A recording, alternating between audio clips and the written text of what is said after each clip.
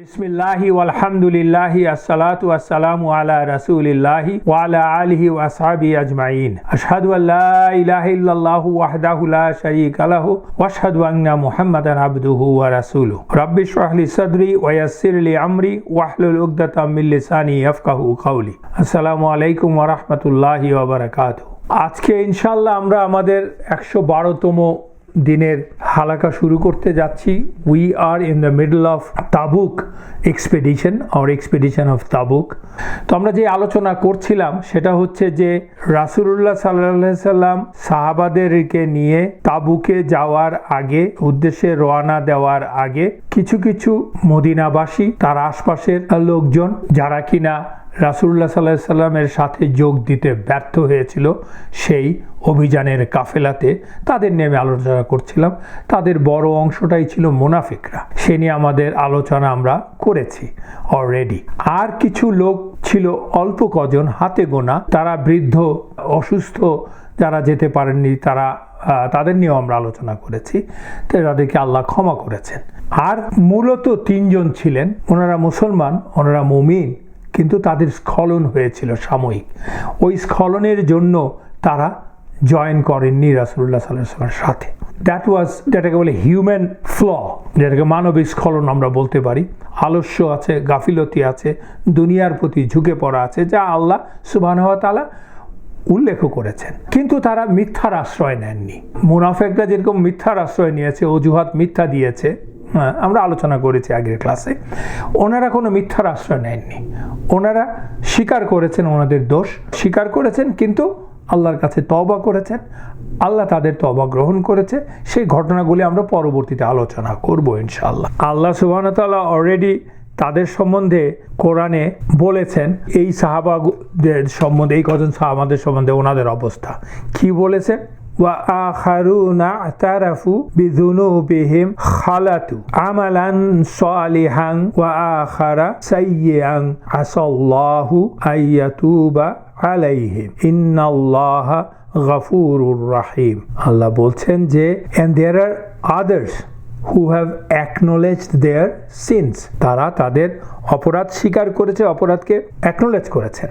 and they had mixed a righteous deed with another that was bad, তারা ভালো কাজ করেছেন, তার সাথে একটি মন্দ কাজও করে ফেলেছেন। Perhaps Allah will turn to them in forgiveness, আল্লাহ নিজেই বলছেন perhaps, মানে আশা করা যায় আল্লাহ তাদের তওবা কবুল করবেন।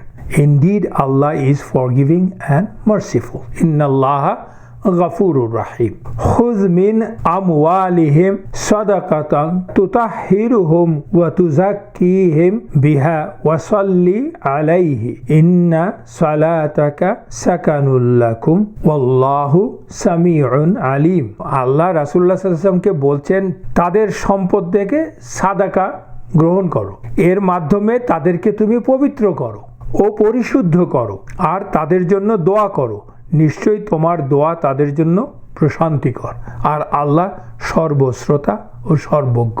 একটা জিনিস খেয়াল করে দেখেন, আগের আয়াতেই আল্লাহ ওই সাহাবাদের সম্বন্ধে বলছেন যারা কিনা ভুল করেছে, তাদের ভালো কাজের সাথে একটা মন্দ কাজ করেছে, এবং তাদের এই অপরাধ তারা স্বীকার করেছে, আল্লাহর কাছে ক্ষমা চেয়েছে। আল্লাহ বলছেন আল্লাহ তাদের তওবা আশা করা যায় গ্রহণ করবেন, তাদেরকে ক্ষমা করে দেবেন, যেহেতু আল্লাহ হচ্ছেন ক্ষমাশীল এবং দয়ালু।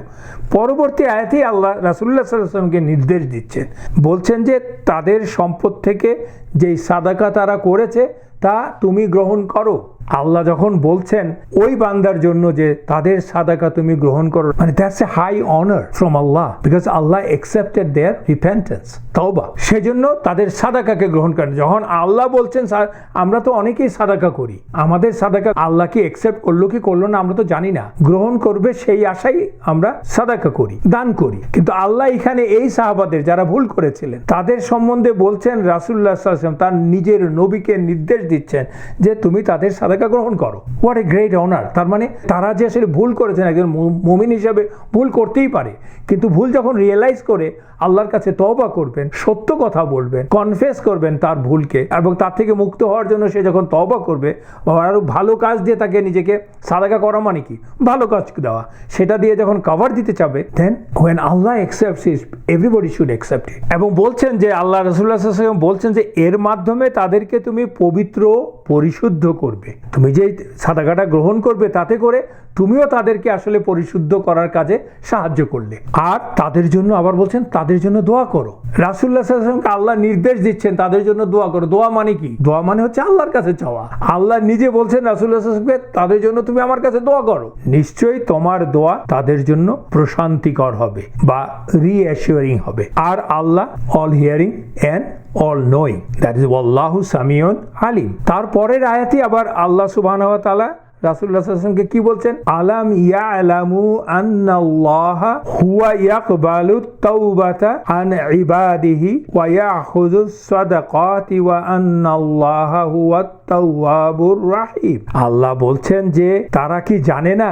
আলাম ইয়ালামু আন্নাল্লাহা, দ্যাট আল্লাহ হুয়া ইয়াকবালুত তাওয়াবা, যিনি তওবা কবুল করেন। তারা কি জানে না যে আল্লাহ হচ্ছেন সে যিনি কিনা তওবা কবুল করেন, আন ইবাদিহি, তার বান্দাদের, ওয়া ইয়াখুযু সাদাকাতি, এবং হি টেকস সাদাকাতি, দ্য চ্যারিটি, ওয়া আন্নাল্লাহা হুয়াত তাওয়াবুর রাহিম, এবং আল্লাহই হচ্ছে যিনি তওবা গ্রহণকারী এবং রাহিম।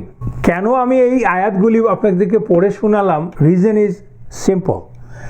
যেই সাহাবাদের কথা আমরা পরবর্তীতে আলোচনা করব, maybe in the next class, that is a big deal. তাদের এই ভুলের জন্য রাসূলুল্লাহ সাল্লাল্লাহু আলাইহি ওয়াসাল্লাম তাদেরকে পানিশমেন্ট দিয়েছেন এবং আল্লাহ সেটা উল্লেখ করেছেন, কিন্তু আল্লাহ তাদেরকে ক্ষমা করে দিয়েছেন। রাসূলুল্লাহ সাল্লাল্লাহু আলাইহি ওয়াসাল্লামকে তাদেরকে ক্ষমা করতে বলেছেন, তাদের তুমি সাদাকা গ্রহণ করো, এবং রাসূলুল্লাহ সাল্লাল্লাহু আলাইহি ওয়াসাল্লামকে বলেছেন তাদের জন্য দোয়া করো। মানে can you think of the status of this people for only one reason?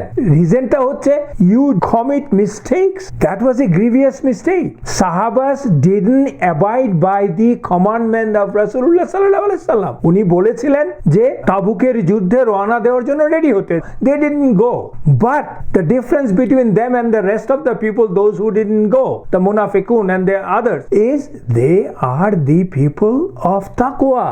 They love and believe and obeys Allah. They repented. The only thing was they repented to Allah, and they never try to deceive Allah and His Messenger, and they didn't lie on that.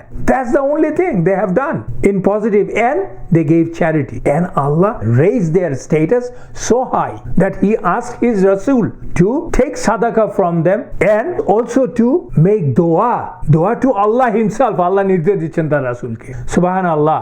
So we shouldn't belittle our tawbah, our repentance. You don't have to go and sit in the masjid and ask Allah for repentance, astaghfirullah wa atubu ilayhi. It's fine, these are the formal ways. Repentance comes from heart. Rasulullah sallallahu alaihi wasallam বলছেন, আমি যখনই মনে করব আমি কোনো অন্যায় করেছি, that didn't really comply with the commandment of Allah and Rasulullah sallallahu alaihi wasallam and the natural good of the whole world, তখন আমার অনুশোচনাটাই হচ্ছে তওবার প্রথম মূল কারণ। তারপরে তো you ask forgiveness from Allah, and that is one of the great expectation from Allah. Allah is pleased with those people. তওবা যত করব তত ভালো। যদি আমি ভুল করি, আমি কত আল্লাহর কাছে তওবা করতে পারলাম, কত মানে আমি অনুশোচনা করলাম, আল্লাহর কাছে ফিরে যাওয়ার চেষ্টা করলাম। তওবা মানে to get back, to return, and Allah accept those people who return to Allah. How do you return to Allah? Basically, you ask forgiveness from Allah and you try to avoid the mistakes that you have done. Don't want to repeat those. That's the tawbah. যাই হোক, মুসলিম army eventually রাসূলুল্লাহ সাল্লাল্লাহু আলাইহি ওয়াসাল্লামের নেতৃত্বে প্রায় 30,000 সৈন্যের দল 800 মাইলের উপরও বেশি দূরত্বের আরবের ভর গ্রীষ্মে, যখন কিনা তাদের একমাত্র ফসল খেজুর কাটার বা উৎপাদনের মৌসুম, সেই মৌসুম ছেড়ে তারা রওনা দিলেন কেবলমাত্র আল্লাহর নির্দেশ এবং তার রাসূলুল্লাহ সাল্লাল্লাহু আলাইহি ওয়াসাল্লামের নির্দেশ পালনের জন্য। 800+ মাইলস তাদেরকে যেতে হবে। যাদের কিনা যানবাহন বলতে উট এবং ঘোড়া, সেটা অপ্রতুলতা সম্বন্ধে আমরা বলেছি, they had to share between themselves and they took off from Medina. That is in and itself is a huge challenge. সেজন্য কিনা এই অভিযানটাকে বলা হয়, আমরা আলোচনা করেছি যে এটাকে বলে distressed, it's an expedition of distress. যাই হোক, মদিনা থেকে যাওয়ার সময় রাসূলুল্লাহ সাল্লাল্লাহু আলাইহি ওয়াসাল্লাম তার সুন্নাহ অনুযায়ী মুহাম্মদ বিন মাসলামা আল আনসারী রাদিয়াল্লাহু আনহুকে মদিনার কর্তৃত্ব দিলেন, অ্যাডমিনিস্ট্রেটরের দায়িত্ব দিলেন। আরেকটা রিওয়ায়াতে আছে যে সিবা বিন উরফাতা রাদিয়াল্লাহু আনহুকে দিয়েছিলেন, আল্লাহু আলম, বাট মশহুর মতামত হচ্ছে মুহাম্মদ বিন মাসলামা আল আনসারী রাদিয়াল্লাহু আনহুকে মদিনার গভর্নরের দায়িত্ব দিলেন। আর আলী রাদিয়াল্লাহু আনহুকে দায়িত্ব দিলেন রাসূলুল্লাহ সাল্লাল্লাহু আলাইহি ওয়াসাল্লামের পরিবার এবং আলী রাদিয়াল্লাহু আনহুর পরিবারের নিরাপত্তা এবং দেখভালের জন্য, বিকজ রাসূলুল্লাহ সাল্লাল্লাহু আলাইহি ওয়াসাল্লামের পরিবার হচ্ছে মোস্ট ইম্পর্টেন্ট ফ্যামিলি, তার নিরাপত্তার তো প্রয়োজন আছে, স্পেশাল প্রয়োজন আছে, because there were still some মুনাফিকুন, not some, quite a few মুনাফিকুন, আমরা অলরেডি আলোচনা করেছি।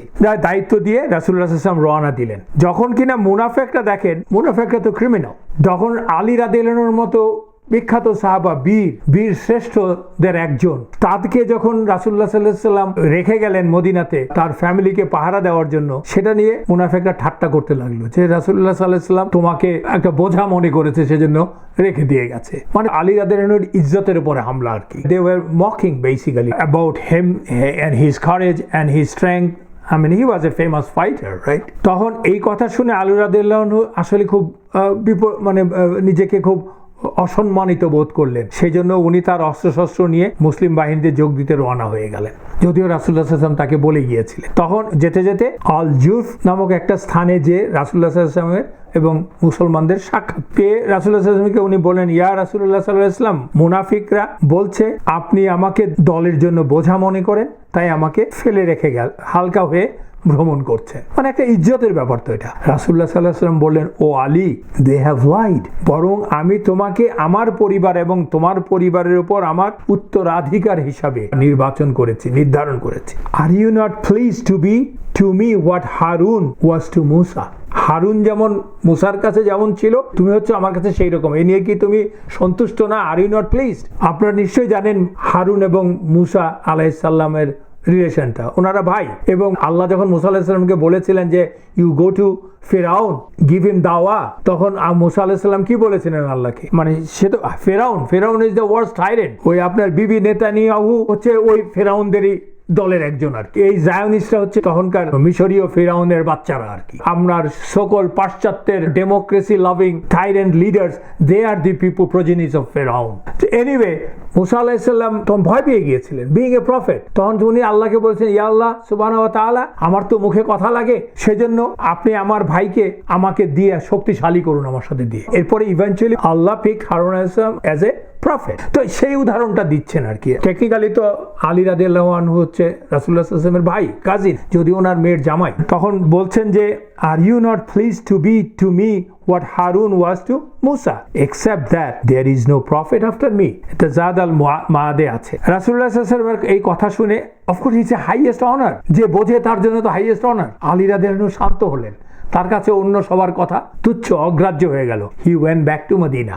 এই পুরো ঘটনাটা সহিহ মুসলিম এবং সহিহ বুখারীতে আছে। তবে বোঝার ভুলের জন্য রাসূলুল্লাহ সাল্লাল্লাহু আলাইহি ওয়াসাল্লামের এই স্টেটমেন্ট থেকে স্পেশালি অন্য একটি মুসলিম গোষ্ঠী, Shias and all, basically they came to a point যে রাসূলুল্লাহ সাল্লাল্লাহু আলাইহি ওয়াসাল্লামের মৃত্যুর পর প্রথম খলিফা হিসেবে রাসূলুল্লাহ সাল্লাল্লাহু আলাইহি ওয়াসাল্লাম আসলে এর থেকে বোঝা যায় আলী রাদিয়াল্লাহু আনহুকেই উনি নির্বাচিত করেছিলেন, সেটা ওরা বলতে চায়। বাট এটা ধোপে টিকে না। কেন টিকে না? কারণ হচ্ছে ওই দিন মুহাম্মদ বিন মাসলামা রাদিয়াল্লাহু আনহুকে তো আলী রাদিয়াল্লাহু আনহুর চেয়েও অনেক বড় দায়িত্ব দিয়েছেন রাসূলুল্লাহ সাল্লাল্লাহু আলাইহি ওয়াসাল্লাম। কি দিয়েছিলেন? He became governor of the Medina. রাসূলুল্লাহ সাল্লাল্লাহু আলাইহি ওয়াসাল্লাম তাকে মদিনার গভর্নর বানিয়েছেন, আর আলী রাদিয়াল্লাহু আনহুকে কেবলমাত্র তাদের পরিবারের দায়িত্ব দিয়েছিলেন। সো তাহলে তো মাসলামা রাদিয়াল্লাহু আনহু হওয়া উচিত ছিল নেক্সট খলিফা রাসূলুল্লাহ সাল্লাল্লাহু আলাইহি ওয়াসাল্লামের মৃত্যুর পর। সো দ্যাটস নট লজিক্যাল, ওরা যে কথাটা বলছে আর কি। আর রাসূলুল্লাহ সাল্লাল্লাহু আলাইহি ওয়াসাল্লাম তো প্রত্যেকবারই আমরা জানি it is a Sunnah of রাসূলুল্লাহ সাল্লাল্লাহু আলাইহি ওয়াসাল্লাম মদিনা থেকে বেরিয়ে যাওয়ার সময় কাউকে না কাউকে মদিনার দায়িত্ব দিয়ে যান উনি। উম্মে মাকতুম রাদিয়াল্লাহু আনহু সেই অন্ধ সাহাবাকে অনেকবার দিয়েছেন মদিনার দায়িত্ব, তাহলে তো তাকেই তার মৃত্যুর পরে খলিফা বানানোর কথা বলা উচিত ছিল। So those are not logical thing. আমরা আগেই বলেছি যে বাহনের স্বল্পতা ছিল। কেউ কেউ বলছেন যে 18 জন যোদ্ধার জন্য পালাক্রমে একটা বাহন ব্যবহার করার ব্যবস্থা ছিল, কেউ কেউ হয়তো বলছেন আরো কম, 3 জন 4 জন whatever it is, but very uneducated right ছিল ওনাদের জন্য। মদিনাতে তখন রাসূলুল্লাহ সাল্লাল্লাহু আলাইহি সাল্লামের জীবদ্দশাতে একটা রেওয়াজ ছিল, যখন কোনো এক্সপিডিশনে কোনো যুদ্ধে মুসলিম বাহিনী বেরিয়ে যেত, তখন মদিনার মানুষেরা মুসলমানরা তাদেরকে সি অফ করার জন্য যেই জায়গাটাতে আসতেন সেই জায়গাটার নাম হচ্ছে থানিয়াতুল উইদা। থানিয়াতুল উইদা মানে বিদায়ের পাহাড়। এইটা বিখ্যাত জায়গাটা। প্রতিবারই এখানে এসে রাসূলুল্লাহ সাল্লাল্লাহু আলাইহি ওয়াসাল্লাম এবং সেনাবাহিনীকে ওনারা বিদায় দিতেন, আবার রাসূলুল্লাহ সাল্লাল্লাহু আলাইহি ওয়াসাল্লাম যখন কাউকে পাঠাতেন তাদেরকে ওখান থেকে বিদায় দিতেন। তো ওখানে সব লোকজন আসলো দলে দলে তাদেরকে বিদায় দেওয়ার জন্য, এবং সেখানে এসে রাসূলুল্লাহ সাল্লাল্লাহু আলাইহি ওয়াসাল্লাম যে কাজটা করলেন, যুদ্ধে যাওয়ার জন্য রাসূলুল্লাহ সাল্লাল্লাহু আলাইহি ওয়াসাল্লাম নেতৃত্ব বেছে পতাকা হাতে তুলে দেন। সব যুদ্ধেই উনি দিয়েছেন। তেমনি আবু বকর রাদিয়াল্লাহু আনহুর হাতে দিলেন আল আযাম পতাকাটা, আল উদাম পতাকা দিলেন আজ-জুবায়ের ইবন আল আওয়াম রাদিয়াল্লাহু আনহুর হাতে, আউস গোত্রের পতাকা দিলেন উসাইদ বিন হুদাইর রাদিয়াল্লাহু আনহুর হাতে, এবং খাজরাজের পতাকাটা দিলেন আবু দুজানা রাদিয়াল্লাহু আনহুর হাতে। আর আনসার এর প্রত্যেকটা উপগোত্রকে বললেন তাদের নিজ নিজ পতাকা হাতে তুলে নিতে। এই বর্ণনাটা এসছে আল ওয়াকিদির থেকে। রাসূলুল্লাহ সাল্লাল্লাহু আলাইহি ওয়াসাল্লাম ওই সময় একজন গাইড নিয়োগ দিলেন যে এত দূরের 800+ মাইল পথ অতিক্রম করবেন মরুভূমির বুক চিড়ে ওই গরমের মাঝে 30,000 লোককে নিয়ে। That was a huge thing. তখন তো আর মোবাইল ফোন ছিল না, জিপিএসও ছিল না, যে ওয়াকি টকিও ছিল না। আপনি 30,000 লোককে কন্ট্রোল করা ইজ নট ইজি অত গরমের মধ্যে। তারা লিটারেলি হেঁটেই যাচ্ছেন। সো উনি একজন গাইড নিয়োগ করলেন যাতে করে ওনাদেরকে তাবুক পর্যন্ত পথটাকে ঠিকভাবে নিয়ে যেতে পারে। তার নাম হচ্ছে ইলকিমা ইবেন আল ফাকওয়াহ আল খুজাই, মানে খুজা গোত্রের ইলকিমা ইবেন আল ফাকওয়াহ রাদিয়াল্লাহু আনহু। এবং আরো একটা কাজ করলেন রাসূলুল্লাহ সাল্লাল্লাহু আলাইহি ওয়াসাল্লাম, তাবুকে যে পুরা সৈন্যদলকে রাতের বেলা দিনের বেলা পাহারা দিতে হবে, শত্রু যাতে আক্রমণ না করতে পারে অতর্কিতে, এই জন্য একটা গার্ড রেজিমেন্ট তৈরি করলেন এবং এর জন্য নেতৃত্ব দিলেন আব্বাদ ইবেন বিশর রাদিয়াল্লাহু আনহুকে, তার গার্ড রেজিমেন্টের কমান্ডার বানিয়ে দিলেন। চিন্তা করে দেখেন রাসূলুল্লাহ সাল্লাল্লাহু আলাইহি ওয়াসাল্লাম ওই রকম একটা আনঅর্গানাইজড পপুলেশনের মাঝে হাউ অর্গানাইজড হি ওয়াজ। ওনার থট প্রসেসটা দেখেন। আধুনিকতম সমরবিদরা এই প্রসেসগুলি কিন্তু ফলো করেন। আজকে মনে হতে পারে এটা তো trivial thing. It's not trivial at that point in time, কারণ আমরা জানি মুসলিম বাহিনী কোনো রেগুলার বাহিনী না, ওরা পেইড বাহিনী না, রাষ্ট্রীয় বাহিনী না। প্রতি যুদ্ধে ওনাদেরকে যুদ্ধের ডাক দিলে it is incumbent upon able-bodied Muslim men to join the army with their own right, arms, provision, মানে তাদের খাওয়া দাওয়া যা আছে সব নিজেদেরটা নিজেদের জোগাড় করে যেতে হতো। And they were not trained. তাদেরকে এই জন্য অর্গানাইজ করাটা it was not easy. These are the steps that the way Rasulullah sallallahu alaihi wasallam organized those people, and they were organized. They understood how to follow and obey the commander in chief.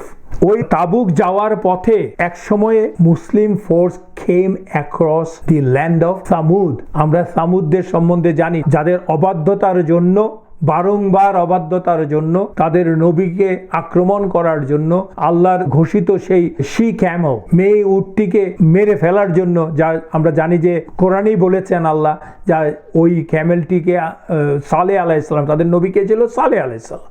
Saleh আলাইহিস সালাম যখন বলেছিলেন যে আল্লাহ তোমাদেরকে বলেছে এই she ক্যামেলকে যে জায়গা থেকে পানি খেতে বলেছে সেখান থেকে তোমরা পানি খাবা না, ওরা তো পানি খেয়েছেই, সেই সাথে সাথে ওই শি ক্যামেলটাকে তারা হত্যা করেছে। সেই সামুদ জাতি যাদেরকে আল্লাহ ইভেন্চুয়ালি শেষ করে দিয়েছেন, ধ্বংস করে দিয়েছেন। তো সেই এলাকাটার কাছে যখন আসলো মুসলিম বাহিনী, ওই জায়গাটার নাম ছিল তখন আল হেজর। তখন ওই এলাকায় যে মুসলিম বাহিনী থামলো, কিছু সৈন্য রাসূলুল্লাহ সাল্লাল্লাহু আলাইহি ওয়াসাল্লাম পৌঁছানোর আগেই থেমে ওখানের কূপের থেকে পানি নিয়ে তারা অনেক কাজ করলো, সেই সাথে রুটি বানানোর ডো তৈরি করলো। রুটি বানাবে সবার জন্য, যার যার মতো করে ডো তৈরি করলো এবং রুটি বানাবে। তখন রাসূলুল্লাহ সাল্লাল্লাহু আলাইহি ওয়াসাল্লাম আসলেন, এসে জানলেন যে ওই পানি থেকে তারা ডো বানিয়েছে। রাসূলুল্লাহ সাল্লাল্লাহু আলাইহি ওয়াসাল্লাম বললেন যে ওই পানি হচ্ছে দূষিত পানি এবং ওই ডো গুলো উটকে খাইয়ে দাও, তোমরা খাবা না। চিন্তা করেন, এমনি তাদের খাওয়ার শর্টেজ, তারপরে রাসূলুল্লাহ সাল্লাল্লাহু আলাইহি ওয়াসাল্লাম বললেন এগুলি তোমরা তোমাদের উটকে খাইয়ে দাও। এবং তিনি তাদেরকে নির্দেশ দিলেন যেই কূপ থেকে সালেহ আলাইহিস সালামের সেই শি ক্যামেল মাদি উটটিকে আল্লাহ নির্দেশ দিয়েছিল পানি খাওয়াতে, তোমরা সেই কূপ থেকে পানি নিয়ে ব্যবহার করো। করো। দেন রাসূলুল্লাহ সাল্লাল্লাহু আলাইহি ওয়াসাল্লাম যে কথাটা বললেন, do not enter the houses of those who wronged themselves lest what happen to them would afflict on you. বলছে তোমরা ওই মানুষদের হাউস, তখন তার হাউস নেই, মানে এলাকাতে প্রবেশ করো না যাদের অবাধ্যতার জন্য যাদেরকে আল্লাহ ধ্বংস করে দিয়েছিল, কারণ ভয় হয় যে তোমরা যদি ওখানে যাও আল্লাহ তোমাদের উপর সেই গজব নাজিল করবেন। সেই ভয়ে, সেই আশঙ্কায় রাসূলুল্লাহ সাল্লাল্লাহু আলাইহি ওয়াসাল্লাম তার প্রিয় সাহাবাদেরকে ওখানটায় যেতে না করেছেন। যদিও সামুদ্রের ধ্বংস হয়েছে 1000 বছর আগে, কিন্তু তোমরা যদি তাতে ঢুকতে চাও বা ঢুকো, তাহলে তোমরা কাঁদতে কাঁদতে ঢুকো, মানে স্মরণ করো যে কি ভয়ঙ্কর আযাব হয়েছিল ওদের, সেই ভয়ে কাঁদতে কাঁদতে তখন ঢুকতে পারো। এই কথা বলে রাসূলুল্লাহ সাল্লাল্লাহু আলাইহি ওয়াসাল্লাম তার উটটাকে দ্রুত নিয়ে রওনা দিলেন, যত তাড়াতাড়ি সম্ভব এই সামুদের এলাকা থেকে বেরিয়ে গেলেন। এই ঘটনার বর্ণনা আসছে বুখারী এবং মুসলিমে। একই রকম প্রায় বর্ণনা এসছে আবু কাবসা রাদিয়াল্লাহু আনহুর কাছ থেকে। এই যে সামুদ্রের যে আল হিজের এলাকা, সেটা বর্তমানে আল কুরা ভ্যালি বলে পরিচিত। তাহলে কি দাঁড়ালো? সামুদ্রের ঘটনা থেকে আমরা কি বুঝতে পারলাম? মানে আল্লাহ যাদেরকে ধ্বংস করেছেন, অপমানিত করেছেন, তাদের দেখে আমাদের এটা বুঝতে হবে, এটা মানতে হবে যে আল্লাহর নির্দেশের প্রতি আমাদের আরো বেশি মনোযোগী হতে হবে। এমনকি আল্লাহ যাদের প্রতি অসন্তুষ্ট, স্বীকৃতভাবে আল্লাহ যাদের প্রতি অসন্তুষ্ট, যাদেরকে অভিশপ্ত করেছেন আল্লাহ, তাদের থেকে যোজন যোজন দূরে থাকার চেষ্টা করতে হবে। রিমেম্বার দ্যাট আল্লাহ যেটা যাদেরকে অভিশপ্ত করেছেন, যারা আল্লাহকে অস্বীকার করেছে, আল্লাহর একত্বকে অস্বীকার করেছে, আল্লাহর একত্বের সাথে মিশিয়ে নিয়েছে অন্য কিছু, তাদের কাছ থেকে আপনাকে দূরে থাকতে হবে সচেতন ভাবে। তার মানে এই না তাদের প্রতি আক্রমণ করতে হবে, তাদের সাথে আপনার ফারাক তৈরি করতে হবে। Do not take them as আউলিয়া। এই তাবুক অভিযানের সময় পথিমধ্যে বেশ কিছু ঘটনা ঘটেছে, আগেই বলেছি প্রায় 2 সপ্তাহের অধিক, কেউ কেউ বলে 20 দিন এই ট্রাভেল, এবং সেটা তো আর গাড়িতে করে না, হেঁটে, ঘোড়ায় চড়ে, উঠে চড়ে 30,000 লোকের। সো অনেক ঘটনাই ঘটেছে। তার কিছু কিছু ঘটনা আমি এখন আপনাদের কাছে বর্ণনা করার চেষ্টা করব ইনশাআল্লাহ। দেখেন এই 30,000 লোক কোত্থেকে এসছে? মদিনার আশপাশ, মক্কা, প্রায় সমগ্র আরব থেকে জড়ো হয়েছে। আমরা আগে আলোচনা করেছি। It was a huge army, because by this time almost all the Arabs became Muslim, accepted Islam, with the exception of few munafiqs. এবং যখন রাসূলুল্লাহ সাল্লাল্লাহু আলাইহি ওয়াসাল্লাম মদিনা থেকে বেরিয়েছেন, সবাই কিন্তু মদিনাতে এসে রওনা দিয়েছেন তাও না, কেউ কেউ পথিমধ্যে যুক্ত হয়েছে আর্মিতে। So it wasn't easy for Rasulullah sallallahu alaihi wasallam to take the head counts of the whole army. এটা সম্ভব ছিল না, সেজন্য সময় লেগেছে। সেজন্য উনি প্রতিবার ক্যাম্প স্থাপন করেছেন এবং প্রত্যেকের হেড কাউন্ট করেছেন ইভেনচুয়ালি, কিন্তু মার্চ করা বন্ধ থাকেনি। আরেকটা জিনিস, সবচেয়ে বড় জিনিস যেটা ছিল, সাহাবারা কিন্তু overwhelming majority, maybe 99% সাহাবাস, those who are Muslim, not munafiq, couldn't even think of that once Rasulullah sallallahu alaihi wasallam gave an order and they will not be complying. এটা ওনাদের ওই মানে ওদের ব্রেইনের সিস্টেমে, ওনাদের কম্পিউটারে এই জিনিস ছিল না। নবীজি নির্দেশ করবেন না, সেটা ওরা মানবেন না, বা মানার জন্য জীবন পাত করবেন না, সেটা ওনাদের কম্পিউটারই ছিল না। সো ওইসব কারণে সত্যিকার অর্থে হেড কাউন্ট করাটা ওয়াজ নট ভেরি ইম্পর্টেন্ট তখন। এই জন্য সেজন্য দেখা যায় যে এই যে এত বড় বিশাল যাত্রা, এত দূরের, যখন অনুপস্থিত কোনো সাহাবার নাম উল্লেখ করতো যে আমি তো আমার ওই বন্ধুকে বা অমুককে দেখতে পাচ্ছি না, রাসূলুল্লাহ সাল্লাল্লাহু আলাইহি ওয়াসাল্লাম তখন বলতেন, বাদ দাও, ওর মাঝে যদি ভালো কিছু থাকে আল্লাহ নিশ্চয়ই তাকে তোমাদের সাথে যোগ দেয়াবেন। মানে ওর কথা আর বলার দরকার নাই তোমার।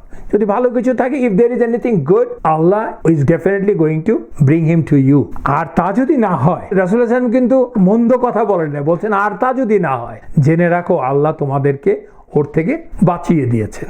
ইবন কাথির। তো এখন আমি আলোচনা করব যারা শুরুতে জয়েন করতে পারেননি, মদিনা থেকে একসাথে বেরিয়ে আসতে পারেননি, কিন্তু পরে যোগ দিয়েছেন, তাদের অ্যাটলিস্ট 2 জনের কথা আমি বলবো। তারা কারা? Under which circumstances they couldn't join, they couldn't really start the journey with the army and Rasulullah sallallahu alaihi wasallam. তাদের মধ্যে একজন হচ্ছে বিখ্যাত সাহাবা আবু যার আল গিফারি রাদিয়াল্লাহু আনহু। তিনি ছিলেন একজন জুহুদ, মানে তিনি ছিলেন খুব স্ট্রিক্ট ইসলাম পালনে, ইসলামের শরিয়া পালন করার ব্যাপারে he was uncompromising. For some people he was a bit too much. Even by the standard of the rest of the Sahabas, he was too much. তার বন্ধু সালমান আল ফার্সি রাদিয়াল্লাহু আনহু এবং তাদের দুজনের ঘটনা আমরা আগে আলোচনা করেছি। এই হচ্ছে আবু যর গিফারি, যিনি কিনা পৌঁছাতে পারেননি, উনি পিছনে পড়ে গিয়েছিলেন। কিন্তু উনি পিছনে পড়ে গিয়েছিলেন ওনার নিজের দোষে না, কারণ যেই উটটাতে করে উনি রওনা দিয়েছিলেন, ওনার যে উটটা ছিল, that was very slow, that was এর ওল্ড ওয়ান। এদিকে এই উট কিছুতেই couldn't keep up with the rest of the army। আস্তে আস্তে এমনই হলো যে আবু যর গিফারি রাদিয়াল্লাহু আনহুর সাথে রাসূলুল্লাহ সাল্লাল্লাহু আলাইহি ওয়াসাল্লামের আর্মির দূরত্ব এতই বেড়ে গেল যে উনি আর দেখতে পান না ওনাদেরকে। It was impossible for him to catch up with the army. এত দূরে হয়ে গেল, সেটা ওনার কোনো ফল্ট নেই। এমন একটা অবস্থায় দাঁড়ালো যে হয় এই উটটা পথিমধ্যে মরে যাবে, this camel cannot make it actually, অথবা ওই আর্মিতে যোগ দেওয়ার আগে, মানে আবু যর গিফারি মুসলিম আর্মিতে যোগ দেওয়ার আগেই তাবুকের যুদ্ধ শেষ হয়ে যাবে, এত স্লো, বা তাবুকের অভিযান শেষ হয়ে যাবে। অথবা আরেকটা অল্টারনেটিভ তার কাছে আছে, তিনি মদিনায় ফিরে যেতে পারেন। It's useless, he can't make it, খামাকা যে লাভটা কি। কিন্তু আরেকটা অল্টারনেটিভ হচ্ছে, which is almost absurd by our standard, না by all standard, almost absurd. People wouldn't try, wouldn't even dare to take that journey. সেটা কি, উনি উটটাকে ছেড়ে দিয়ে ওনার যে বস্তাপেটটা আছে, এত বড় জার্নি করবে, ওনার তো বস্তাপেটটা নিতে হবে, তো ওনার তো প্রভিশন হাতে নিতে হবে, তা কাঁধে নিয়ে উনি রওনা দিতে পারেন তার তরবারি হাতে, হেঁটে ওই গ্রীষ্মে ওই মরুভূমির মাঝ দিয়ে একা একা। That is a task, I can tell you. এবং আবু যর গিফারি রাদিয়াল্লাহু আনহু সেই অল্টারনেটিভটা উনি বেছে নিলেন। ওনার ক্যামেলটাকে পরিত্যাগ করে, ওনার অস্ত্রশস্ত্র এবং রসদ জয় আছে না কেন তা নিয়ে কাঁধে ফেলে উনি রওনা দিলেন মরুভূমিতে হেঁটে। That was amazing. এই ফাঁকে তো মুসলিম বাহিনী অনেক দূরে এগিয়ে গেছে। তো একজন সাহাবী আবু যর রাদিয়াল্লাহু আনহু, হি ইজ এ ফেমাস সাহাবা। সে আর 10 জন, ওই 30,000-এর মতো যে কোনো সাহাবা না, সে প্রথম দিককার সাহাবী। তাকে দেখতে না পারে রাসূলুল্লাহ সাল্লাল্লাহু আলাইহি ওয়াসাল্লাম, না পেরে রাসূলুল্লাহ সাল্লাল্লাহু আলাইহি ওয়াসাল্লামকে আরেক সাহাবা যে বললেন যে তাকে তো দেখা যাচ্ছে না। তখন রাসূলুল্লাহ সাল্লাল্লাহু আলাইহি ওয়াসাল্লাম সেই একই কথা বললেন, বাদ দাও, leave him alone, if there is any good in him then Allah will help him to catch up with you guys. আর তাই যদি না হয়, তোমাদেরকে ওর ঝামেলা থেকে আল্লাহ রক্ষা করবেন। তার কিছুক্ষণ পরে বা কয়েক ঘন্টা পরে যখন মুসলমানরা তাঁবু ফেলে বিশ্রাম নিচ্ছেন কোন এক জায়গাতে, এক সাহাবী দেখতে পেলেন যে দূর থেকে আবছা একটা বস্তু অত্যন্ত ধীরে ধীরে এগিয়ে আসছে, এবং বেশ কিছুক্ষণ পরে ওই যে অস্পষ্ট একটা অবয়ব আসছিল এগিয়ে, তার স্পষ্ট রূপ নিতে লাগলো, মানুষের আকৃতির রূপ নেয় আর কি যাকে বলে। ইভেনচুয়ালি তারা দেখতে পেলেন যে একজন বিধ্বস্ত মানুষ একা একা কোনোভাবে নিজেকে যেন টেনে নিয়ে আসছে ওই মরুভূমির মাঝ দিয়ে। তখন ওটা দেখতে পেরে সাহাবারা was very excited and shocked. তারা রাসূলুল্লাহ সাল্লাল্লাহু আলাইহি ওয়াসাল্লামকে বললেন, ইয়া রাসূলুল্লাহ সাল্লাল্লাহু আলাইহি ওয়াসাল্লাম, একজন মানুষ একা একা মরুভূমির দিয়ে হেঁটে আসছে। রাসূলুল্লাহ সাল্লাল্লাহু আলাইহি ওয়াসাল্লাম বললেন, এ যেন আবু যর গিফারি হয়। উনি প্রায় নিজে নিজে স্বগতোক্তি যাকে বলে, সলিলকি। সো যখন মানুষটার অবয়ব স্পষ্ট হলো, তখন সাহাবারা বলে উঠলেন, ওয়াল্লাহি ইয়া রাসূলুল্লাহ, দিস ইজ আবু যর, আপনি ঠিক বলেছেন। দেন রাসূলুল্লাহ সাল্লাল্লাহু আলাইহি ওয়াসাল্লাম সাথে সাথে বললেন, ইয়ারহাম আবু যর, আল্লাহ রহমত করুন আবু যরের উপরে। He walks alone, he will die alone and he will be resurrected alone. Abu Dharr রাদিয়াল্লাহু আনহু আসলে তার অনেক ঘটনা আছে, এইটাই সেই ক্লাস না। ইনশাআল্লাহ আল্লাহ আমাদেরকে তৌফিক দিলে তার সম্বন্ধে আমরা আলোচনা করব কোনো একদিন। রাসূলুল্লাহ সাল্লাল্লাহু আলাইহি ওয়াসাল্লামের এই দোয়া এবং ভবিষ্যৎবাণী অক্ষরে অক্ষরে ফলে গেল। আর কেনই বা ফলবে না, উনি তো রাসূলুল্লাহ সাল্লাল্লাহু আলাইহি ওয়াসাল্লাম। এই আবু যর রাদিয়াল্লাহু আনহুর সম্বন্ধে একটি কথা না বললেই না, উনি এতটাই কৃচ্ছ সাধন করতেন, এতটাই সাধারণ জীবনযাপন করতেন, উইলফুলি, প্রায় নির্বাসনের মতো। আর উনি আসলে কোন রকমের সরকারি ক্ষমতার সাথে, সরকারি পদের সাথে জড়িত থাকাটাকে উনি রীতিমতো ঘৃণা করতেন, অন্যায় মনে করতেন, উনি থাকতেন না। অথচ উনি তো যে কোনো সরকারি উচ্চ মর্যাদায় সমাসীন হতে পারতেন, কারণ সাহাবারা সবাই তাকে মান্য করত, and he was a capable person। কিন্তু উনি চাইতেন না। উনি তার জীবনের শেষ সময়ে, ওসমান রাদিয়াল্লাহু আনহুর সময়ের কথা আমি বলছি, যখন কিনা মুসলমানদের হাতে যথেষ্ট অর্থ প্রতিপত্তি হয়েছে, তাই না, মুসলমানরা পৃথিবীর অনেক দূর দূর এলাকায় চলে গেছে, ইতিমধ্যে পারস্য পুরোপুরি মুসলমানদের অধীনে চলে এসছে, শাম মুসলমানদের অধীনে চলে এসছে, যা বাইজেন্টাইন বা রোমানদের ছিল।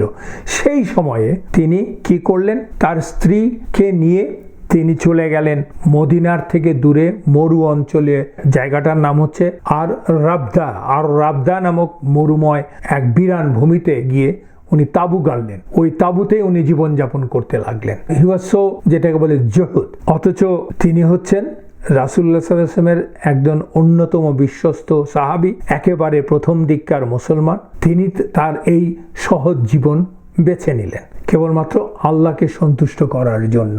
That's the way he thought. তো এক পর্যায়ে ওখানে এসে আবু যর রাদিয়াল্লাহু আনহু তার স্ত্রীকে বললেন, নির্দেশ দিলেন, আমার মৃত্যুর পর আমাকে গোসল দেবে, কাফন দেবে এবং আমাকে নিয়ে মূল সড়ক, যেখানটায় উনি, মূল সড়ক তখন ওই বাঁধানো সড়ক না হলেও থরোফেয়ার যাকে বলে সবসময় ছিল, এক অঞ্চল থেকে আরেক অঞ্চলের মানুষ যাতায়াত করত। তখন বলছেন যে মূল সড়কের পাশে নিয়ে আমাকে রেখে দেবে আমি মারা গেলে। যখন প্রথম কোনো পথিক দল দেখতে পাবে তাদের বলবে, দিস ইজ আবু যর। চিন্তা করে রাখেন, Abu Dhar radiallahu anhu, he was simple. His life was simple, but he well knew that people of Arabia, especially the Muslims, know who is Abu Dhar. এটা হচ্ছে তার ইজ্জাবোধ। তো তার মৃত্যু হলো, তার মৃত্যুর পর তার স্ত্রী তাই করলেন, ওখানটা নিয়ে রাখলেন সবকিছু করে। সত্যি সত্যি এক দল পথিক এসে আবু যর রাদিয়াল্লাহু আনহুর লাশ অতিক্রম করে চলে যাচ্ছিল। তারা আবার ফিরে আসলো তাদের ক্যারাভান। এসে তারা দেখতে পেল দুজন মানুষ একটা লাশের পাশে শোক করছে। দুজন মানুষ হচ্ছে তার স্ত্রী এবং তার খিদমতগার। এবং ওই যে দলটা এসেছিল, ওই দলটার মধ্যে ছিলেন একজন বিখ্যাত সাহাবী, যার নাম আমরা সবাই জানি। উনি হচ্ছেন আব্দুল্লাহ ইবনে মাসউদ রাদিয়াল্লাহু আনহু। তিনি আসলে কুফা থেকে আসছিলেন, পুরো দলটাই মদিনায় আসছিলেন। উনি ওনার সাথীদেরকে জিজ্ঞেস করলেন, ওরকম দেখতে পেয়ে, what is that, go and get the information. তাদেরই একজন বলল যে ইট ইজ দি ফিউনারাল, মানে শবযাত্রা। এটা শবযাত্রা হচ্ছে আবু যর আল গিফারি রাদিয়াল্লাহু আনহুর শবযাত্রা। তার নাম শোনার সাথে সাথে আব্দুল্লাহ ইবনে মাসউদ রাদিয়াল্লাহু আনহু কাঁদতে লাগলেন এবং উনি বললেন, রাসূলুল্লাহ সাল্লাল্লাহু আলাইহি ওয়াসাল্লাম স্পোক দ্য ট্রুথ। রাসূলুল্লাহ সাল্লাল্লাহু আলাইহি ওয়াসাল্লাম সত্যি কথা বলেছিলেন। মে আল্লাহ হ্যাভ রাহমা on Abu Dharr, he walks alone, he will die alone and he will be resurrected alone. মানে উনি মনে রেখেছেন যে রাসূলুল্লাহ সাল্লাল্লাহু আলাইহি ওয়াসাল্লাম আবু যর রাদিয়াল্লাহু আনহু সম্বন্ধে কি বলেছিলেন। এই হচ্ছে আবু যর। আরেকজনের নাম হচ্ছেন আবু খাইতামা রাদিয়াল্লাহু আনহু। তিনিও জয়েন করতে বিলম্ব করেছিলেন মুসলিম আর্মিতে। ব্যাপারটা দাঁড়িয়েছিল এরকম যে রাসূলুল্লাহ সাল্লাল্লাহু আলাইহি ওয়াসাল্লাম যখন রওনা করলেন তার দুই তিন দিন পর্যন্ত সে যায়নি। আবু খাইতামা রাদিয়াল্লাহু আনহু, নানান কারণ হতে পারে, we are not clear about that.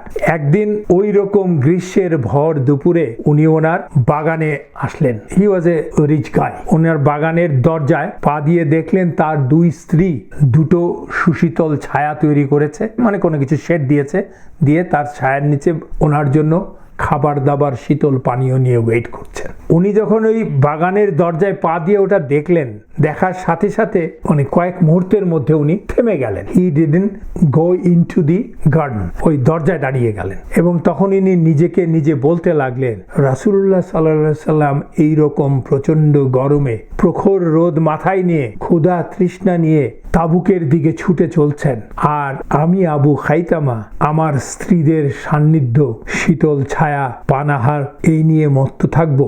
দেখ আমার উপরে, this is not fair, I cannot do that. মানে ওনার বোধোদয় হলো এটা ভারী অন্যায় আমার জন্যে। এবং এটা বলেই নিজে নিজে এই কথাটা বলে উনি ওনার স্ত্রীদেরকে বললেন, ওয়াল্লাহি আমি তোমাদের সাথে এই ছায়া ঘেরা জায়গায় প্রবেশ করব না যতক্ষণ না আমি নবীজির সাথে মিলিত হতে পারি, এবং আমার জন্য একটা উট তৈরি করো, সাথে আমার জন্য আমার কিছু পাথেও দাও। এবং এই বলার পরে ওনারা সব রেডি করে দিলেন। অ্যান্ড আবু খাইতামা রাদিয়াল্লাহু আনহু took off. He started galloping as fast as he could. এবং রাসূলুল্লাহ সাল্লাল্লাহু আলাইহি ওয়াসাল্লামকে ইভেন্চুয়ালি ধরার জন্য উনি এগিয়ে গেলেন। Of course he was going alone. তার এই প্রচেষ্টাতে নিশ্চয়ই আল্লাহ সন্তুষ্ট হয়েছেন, কারণ এই মরুভূমির মধ্য দিয়ে তো একা যাত্রা করাটা এত সোজা না। আল্লাহ কিছুক্ষণের মধ্যে তার একজন সাথী পাঠিয়ে দিলেন, জোগাড় করে হয়ে গেল তার জন্য। সেই সাথীটি কে? সে হচ্ছে উমাইর ইবনে ওয়াহাব আল জুমহি রাদিয়াল্লাহু আনহু। উনি এসে যোগ দিলেন আবু খাইতামা রাদিয়াল্লাহু আনহুর সাথে। কিন্তু উমাইর রাদিয়াল্লাহু আনহু দেরি করেছিলেন আসলে অলসতার জন্য না, সেজন্য পিছিয়ে ছিলেন তা না। যে কারণেই হোক তাবুক অভিযানের খবরটা দেরিতে পেয়েছিলেন। আবার কেউ কেউ বলছে উনি মক্কা থেকে মদিনায় এসে যোগ দেওয়ার জন্য যোগ দিতেও দেরি করেছেন। মানে দ্যাটস নট হিজ ফল্ট। অনিচ্ছাকৃত যেটাকে ডিলে বলা হয় আর কি। সো দুজনই আসলে সাথী পেয়ে গেলেন। That is the help from Allah সুবহানাহু ওয়া তাআলা। অবশেষে তারা যখন দূরে থেকে মুসলিম বাহিনীকে দেখতে পেলেন, তখন কিন্তু মুসলমানরা তাবুকে এসে ক্যাম্প তৈরি করে ফেলেছেন, ক্যাম্প হয়ে গেছে, সেখানে অবস্থান নিয়েছেন। ক্যাম্পের থেকে দূরে থাকতেই যেই কাজটা আবু খাইতামা রাদিয়াল্লাহু আনহু তার সাথী উমাইর রাদিয়াল্লাহু আনহুর সাথে করলেন, ওনাকে বললেন, আমি একটা অন্যায় করেছি, আমি ইচ্ছাকৃত দেরি করেছি, আমি চাই না তোমার নাম আমার সাথে জড়াক, সো তুমি আমার থেকে পিছনে থাকো, আমাকে আগে যেতে দাও, আমি রাসূলুল্লাহ সাল্লাল্লাহু আলাইহি ওয়াসাল্লামকে যে আগে ফেস করি, because I have done something wrong. তুমি তো সেই দলের না। চিন্তা করেন, সততা এবং একজনের প্রতি আরেকজনের ভালোবাসা, and giving the rights of others. So এটা বলে উনি আগে গেলেন যে রাসূলুল্লাহ সাল্লাল্লাহু আলাইহি ওয়াসাল্লামকে যে এক্সকিউজ মি,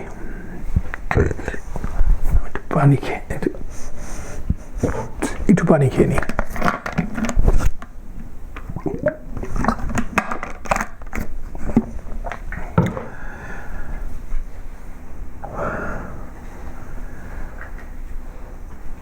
সো উনি যখন যাচ্ছেন তখন সাহাবারা বলছেন যে কে যেন এগিয়ে আসছে। তো এই কথাটা রাসূলুল্লাহ সাল্লাল্লাহু আলাইহি ওয়াসাল্লামের কানে যখন গেল, রাসূলুল্লাহ কিন্তু জানেন না, দেখেন নাই তখন কে আসতেছে। উনি বলছেন ও যেন আবু খাইতামা হয়। মানে রাসূলুল্লাহ সাল্লাল্লাহু আলাইহি ওয়াসাল্লাম জানেন ঠিক আলটিমেটলি যে, মানে জানেন না বলতে আমি যেটাকে বলছি যে ওই মুহূর্তে কে আসছে জানেন না, কিন্তু আবু খাইতামা যে তখনও আসেন নাই উনি এটা বুঝতে পেরেছেন, উনি জানতেন। দ্যাট ইজ রাসূলুল্লাহ সাল্লাল্লাহু আলাইহি ওয়াসাল্লাম। যেই কাছে আসলো ওই পথিক, তখন তো সবাই বলে উঠলো, ওয়াল্লাহি ইয়া রাসূলুল্লাহ, এটা সত্যি আবু খাইতামা। সো ক্যাম্পে ঢুকেই আবু খাইতামা রাদিয়াল্লাহু আনহু উঠ থেকে নেমে রাসূলুল্লাহ সাল্লাল্লাহু আলাইহি ওয়াসাল্লামকে সালাম দিলেন, সালাম দিয়ে রাসূলুল্লাহ সাল্লাল্লাহু আলাইহি ওয়াসাল্লামের সাথে দাঁড়ালেন। তখন রাসূলুল্লাহ সাল্লাল্লাহু আলাইহি ওয়াসাল্লাম যদিও প্রাণ ভরে চাইছিলেন এটা আবু খাইতামা রাদিয়াল্লাহু আনহু হোক, কিন্তু দেখেন রাসূলুল্লাহ সাল্লাল্লাহু আলাইহি ওয়াসাল্লাম কি বললেন তাকে, বললেন, ও আবু খাইতামা, তুমি নিজেকে ধ্বংসের দ্বার প্রান্তে নিয়ে গিয়েছিলে। একটাই sentence, but it has goat lot of value, lot of meaning. এক নম্বর হচ্ছে তুমি বেঁচে গেলে আবু খাইতামা, তুমি ধ্বংস হয়ে যাচ্ছিলা, because you didn't have enough valid ground not to be in Tabuk. তুমি শেষ মুহূর্তে জয়েন করে তুমি ধ্বংস হওয়া মানে কি, জাহান্নাম থেকে বেঁচে গেলা। রাসূলুল্লাহ সাল্লাল্লাহু আলাইহি ওয়াসাল্লামের নির্দেশ অমান্য করো তো জাহান্নামে চলে যাওয়া, কোন ভ্যালিড গ্রাউন্ড ছাড়া, তাও আবার কিসের জন্য, জিহাদের জন্য। অ্যাট দ্য সেম টাইম রাসূলুল্লাহ সাল্লাল্লাহু আলাইহি ওয়াসাল্লাম যে তার প্রতি, তার সাহাবার প্রতি কতটা ভালোবাসা, কতটা কেয়ার করেন, সেটা প্রমাণিত যে ওর যে বেঁচে গেল, তো উনি সেটা চেয়েছেন, কারণ এটা যেন আবু খাইতামা হয়, উনি অন্তর থেকে চেয়েছেন। এটাই হচ্ছে আসলে মানুষের জন্য সত্যিকারের ভালো চাওয়া। You want somebody to be successful in this দুনিয়া অ্যান্ড আখিরা, it's both. If somebody is not successful in akhirah, then this dunya's success is gone. It doesn't mean anything. It doesn't mean anything. আপনি কি হয়েছেন, কি করেছেন, আপনাকে কয়জন লোকে সালাম দিচ্ছে, কয়জন লোক আপনাকে ভালোবাসছে, ডাজন্ট ম্যাটার অ্যাট অল, যদি কিনা if you are unsuccessful in the hereafter. But on the contrary, if you are unsuccessful in this দুনিয়া but successful in the hereafter, that's is the ultimate success. Doesn't matter আপনি এখানে কতটা unsuccessful. আমরা আজকে দেখতে পাচ্ছি ফিলিস্তিনে আমাদের ভাই বোনদের অবস্থা, ফিলিস্তিনে আমাদের সন্তানদের অবস্থা। They are dying, people are killing them মানে বলে মারছে, এবং সেটা আজকে থেকে মারছে না, আজকে 70 বছর হয়ে গেছে। এখন it has got a extreme ugly lowest of the lowest form. আজকে যদি ফেরাউন বেঁচে থাকতো, ফেরাউনও কিন্তু সিরিয়াল কিলার ছিল, শিশু হত্যাকারী ছিল। এই বনি ইসরায়েলদের শিশু হত্যাকারী ছিল কে? ফেরাউন। We know that from the Quran, from the Bible. সে বনি ইসরায়েলিদের ছেলে সন্তানদের প্রথমে শুরু করলো, প্রতি বছর যে কোনো ছেলে সন্তান জন্ম হলে তাকে মেরে ফেলবে, আতুর ঘরে বিনষ্ট, যেই সন্তানটির কোনো দোষ নেই, যে মানুষটির কোনো দোষ নেই। এরপরে যখন সে দেখলো যে পুরুষ সব মেরে ফেললে তার স্লেভের শর্ট পড়বে, কারণ বনি ইসরায়েলরা তখন ইজিপশিয়ানদের স্লেভ ছিল, তখন ও বললেন না, প্রতি অল্টারনেট ইয়ারে মারবো, 1 বছরে জীবিত রাখবো, এই বছরে যত শিশু সন্তান হবে, ছেলে সন্তান হবে তো জীবিত রাখবো, পরের বছরের গুলিকে মেরে ফেলবো। এই তো করেছিল। Even probably he would be ashamed of now, not only ashamed of Zionist of Israel, ashamed of so-called developed world, যারা কিনা নিজেদেরকে মানবাধিকারের চ্যাম্পিয়ন হিসেবে দাবি করে, তাদের জন্য ashamed হতো, because they are equally guilty of these things. They are paying them, they are giving them arms, they are telling everybody that there will be no ceasefire. let Israel do whatever they are doing, let them kill those innocent babies and the women. This is called the developed world, যারা মানুষকে ethics শিক্ষা দিতে চায়, democracy শিক্ষা দিতে চায়, and we fall for it. We being the losers, we fall for it. আমরা মনে করি যে ওই পাশ্চাত্যই হচ্ছে আমার উন্নতির চরম শিখরে। How low you can be, how shameless, how heartless you can be when you are killing babies, তাও যেই সেই বেবিদেরকে না, যাদেরকে পালিয়ে দিতে যাওয়ার কোনো সুযোগই নাই, দেন নেই আপনি, যাদেরকে বন্দি করে কনফাইন করে একটা জায়গাতে আপনার ইচ্ছা মতো মারছেন। Anyways, may Allah help us, but these are the people, তাই জন্য আমি বলছিলাম, কথাটা শুরু করেছিলাম যে these are the people, they are not losing, our brothers and sisters, they are not losing, they are successful in the eye of Allah, in the court of Allah, even in dunya they are successful. ওই নিরস্ত্র বন্দি মানুষগুলোর ভয়ে পৃথিবীর সবচেয়ে so-called উন্নত, technologically definitely উন্নত organised criminals, যাদের ইন্টেলেকচুয়ালরা university as an institution so corrupted, ওখানে ফিলিস্তিনিদের জন্য দাঁড়িয়ে কথা বললে সেই ছাত্রকে জবাবদিহি করতে হচ্ছে, বের করে দিচ্ছে। পৃথিবীর সবচেয়ে বড় বড় ইউনিভার্সিটি, প্লেস অফ ইন্টেলেকচুয়ালস, যেখানে আমি আর আপনি আমাদেরকে পড়তে পারাটা সৌভাগ্য, মানে অনেকের কাছে আমাদের দুঃস্বপ্ন। These are the people, remember that. So don't belittle yourself. When Allah is with you, you don't need anybody. Doesn't matter how tough is your life. আমরা দেখেছি রাসূলুল্লাহ সাল্লাল্লাহু আলাইহি ওয়াসাল্লামের জীবন, খাইতামা রাদিয়াল্লাহু আনহুর জীবন, আবু যর রাদিয়াল্লাহু আনহুর জীবন, আমরা মুসা আলাইহিস সালামের জীবন দেখেছি, আমরা ইব্রাহিম আলাইহিস সালামের জীবন দেখেছি। সো মুসলমানদের জন্য এখান থেকে আমরা কি শিক্ষা পেলাম? যে আপনি ভুল করতে পারেন, মুসলমান ভুল করতে পারে, but he is the mu'min who gets up. When he falls, he gets up. ফল মানে ভুল যখন করেছে সে নিজেকে শুধরে নেয়, তার ভুল স্বীকার করে এবং আল্লাহর কাছে তওবা করে ক্ষমা চায় এবং ভালো কাজ দিয়ে একটি মন্দ কাজকে ঢেকে রাখার চেষ্টা করে। আল্লাহ সুবহানাহু ওয়া তাআলা সূরাতুল আরাফের 201 নম্বর আয়াতে বলেছেন, নিশ্চয়ই তাকওয়াওয়ালাদের, যাদের তাকওয়া আছে, আল্লাহকে ভয় করে, তাদেরকে যখন শয়তানের কোনো কুমন্ত্রণা স্পর্শ করে তখন তারা আল্লাহকে স্মরণ করে এবং সাথে সাথে তখনই তাদের দৃষ্টি খুলে যায়, আল্লাহই খুলে দেয়।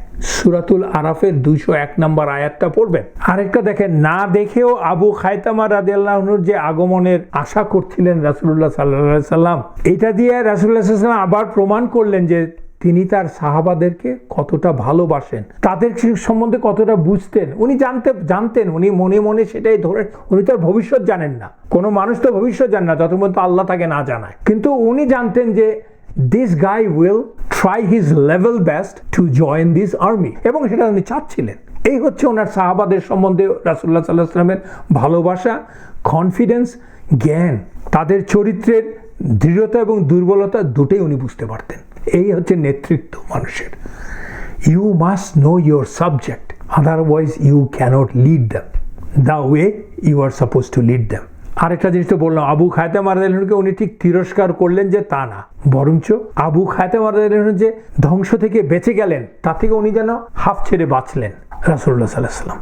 এনিওয়েজ, আমরা 5 মিনিটের একটা ব্রেক নেই, শুরু করতে যাচ্ছি বিরতির পরে ইনশাআল্লাহ। এখন আমরা যে পর্যায়ে আছি, মুসলিম সেনাদল রাসূলুল্লাহ সাল্লাল্লাহু আলাইহি ওয়াসাল্লামের নেতৃত্বে প্রায় 2 সপ্তাহের বেশি এইরকম একটা কঠিন জার্নি, কঠিন ভ্রমণ, arduous journey through the Arabian desert in the scorching summer, eventually তাবুকে এসে পৌঁছালেন। আমরা আগেই বলেছি তাবুক হচ্ছে একটি জলাশয়ের নামে হতে পারে বা জলাশয়ের পাশের, জলাশয়কে ঘিরে একটি এলাকা। সেই জলাশয়টা একটা ঝর্ণা থেকে বেরিয়ে আসছে, সেখানে এসে হাজির হলেন এবং তাবুকের কাছাকাছি এসে রাসূলুল্লাহ সাল্লাল্লাহু আলাইহি ওয়াসাল্লাম সাহাবাদেরকে বলছিলেন যে বিষয়টা, যেটা সহিহ মুসলিমে এসছে, মুয়াদ রাদিয়াল্লাহু আনহু যেটি বর্ণনা করেছেন যে তাবুকে পৌঁছানোর একদিন আগে রাসূলুল্লাহ সাল্লাল্লাহু আলাইহি ওয়াসাল্লাম সাহাবাদেরকে উদ্দেশ্য করে বলছেন, আগামীকাল ইনশাআল্লাহ আমরা তাবুকের ঝর্ণাতে যাব এবং আমরা দুপুরের আগে ওখানে পৌঁছাবো না। সো তোমাদের মধ্য থেকে যে আগে পৌঁছাবে সে যেন আমি ওখানে পৌঁছানোর আগে ওই ঝর্ণার পানি স্পর্শ না করে। ইটস এ ডিফিকাল্ট অর্ডার, কিন্তু ওই রকম একটি মরুভূমির ভেতর দিয়ে 2 সপ্তাহ কাল অতিক্রম করে এসে ঝর্ণার পানি দেখতে পাবে, এবং রাসূলুল্লাহ সাল্লাল্লাহু আলাইহি ওয়াসাল্লাম বলছেন কেউ যদি আমার আগে পৌঁছাও ওই ঝর্ণার পানি স্পর্শ করবে না। দ্যাট আমাকে আপনার কাছে মনে হতে পারে খুব সহজ, আসলে that was one of the toughest command from রাসূলুল্লাহ সাল্লাল্লাহু আলাইহি ওয়াসাল্লাম। তো মুয়াদ রাদিয়াল্লাহু আনহু বলছেন যে আমরা যখন ঝর্ণার কাছে পৌঁছালাম তখন তা থেকে দেখি যে পানি গড়িয়ে আসছে, মানে ইট ওয়াজ নট এ, যেটাকে বলে ফোর্সফুল ঝর্ণা আর কি। এবং আমরা দেখতে পেলাম 2 জন লোক আমাদের আগেই ওখানে এসে পৌঁছে গেছে। রাসূলুল্লাহ সাল্লাল্লাহু আলাইহি ওয়াসাল্লাম তাদেরকে দেখে জিজ্ঞেস করলেন, did you touch the water? ওরা বললেন, ইয়েস উই ডিড। উনি তো স্পর্শ করতে না বলেছেন, খাওয়া তো দূরের কথা। তখন রাসূলুল্লাহ সাল্লাল্লাহু আলাইহি ওয়াসাল্লাম বললেন, যাও ওই ঝর্ণা থেকে কিছু পানি নিয়ে আসো, অথবা উনি নিজেই কিছু পানি নিলেন, নিয়ে ওখানে হাত মুখ ধুয়ে ওই যে পানিটার মধ্যে হাত মুখ ধুলেন সেটা উনি আবার ওই ঝর্ণার মধ্যেই ফেলে দিলেন, যেটা বেঁচে থাকলো, এবং সাথে সাথে ওই ঝর্ণা সতেজ হয়ে উঠল এবং এত বেগবান হয়ে উঠল যে তখন ওই 30,000 লোকের সেনাবাহিনীর এবং তাদের যে বাহনগুলি ছিল, ঘোড়া, উট, গবাদি পশু থাকলে সেগুলো সবার জন্য যথেষ্ট হয়ে গেল ওই পানি। তখন রাসূলুল্লাহ সাল্লাল্লাহু আলাইহি ওয়াসাল্লাম মুয়াদ রাদিয়াল্লাহু আনহুকে বলছেন, Muadh, if you live a long life you will see fields of vegetation here. তুমি যদি বেশি দিন বেঁচে থাকো তখন তুমি এই মরুভূমিতে ভেজিটেশন দেখতে পাবে, গ্রিনারিজ দেখতে পাবে। অ্যান্ড হুইচ ইজ ট্রু, এখন এই তাবুক এলাকা ইজ এ গ্রিন ভেজিটেশন। এটাই হচ্ছে রাসূলুল্লাহ সাল্লাল্লাহু আলাইহি ওয়াসাল্লামের দোয়ার বরকত, আল্লাহর কুদরত।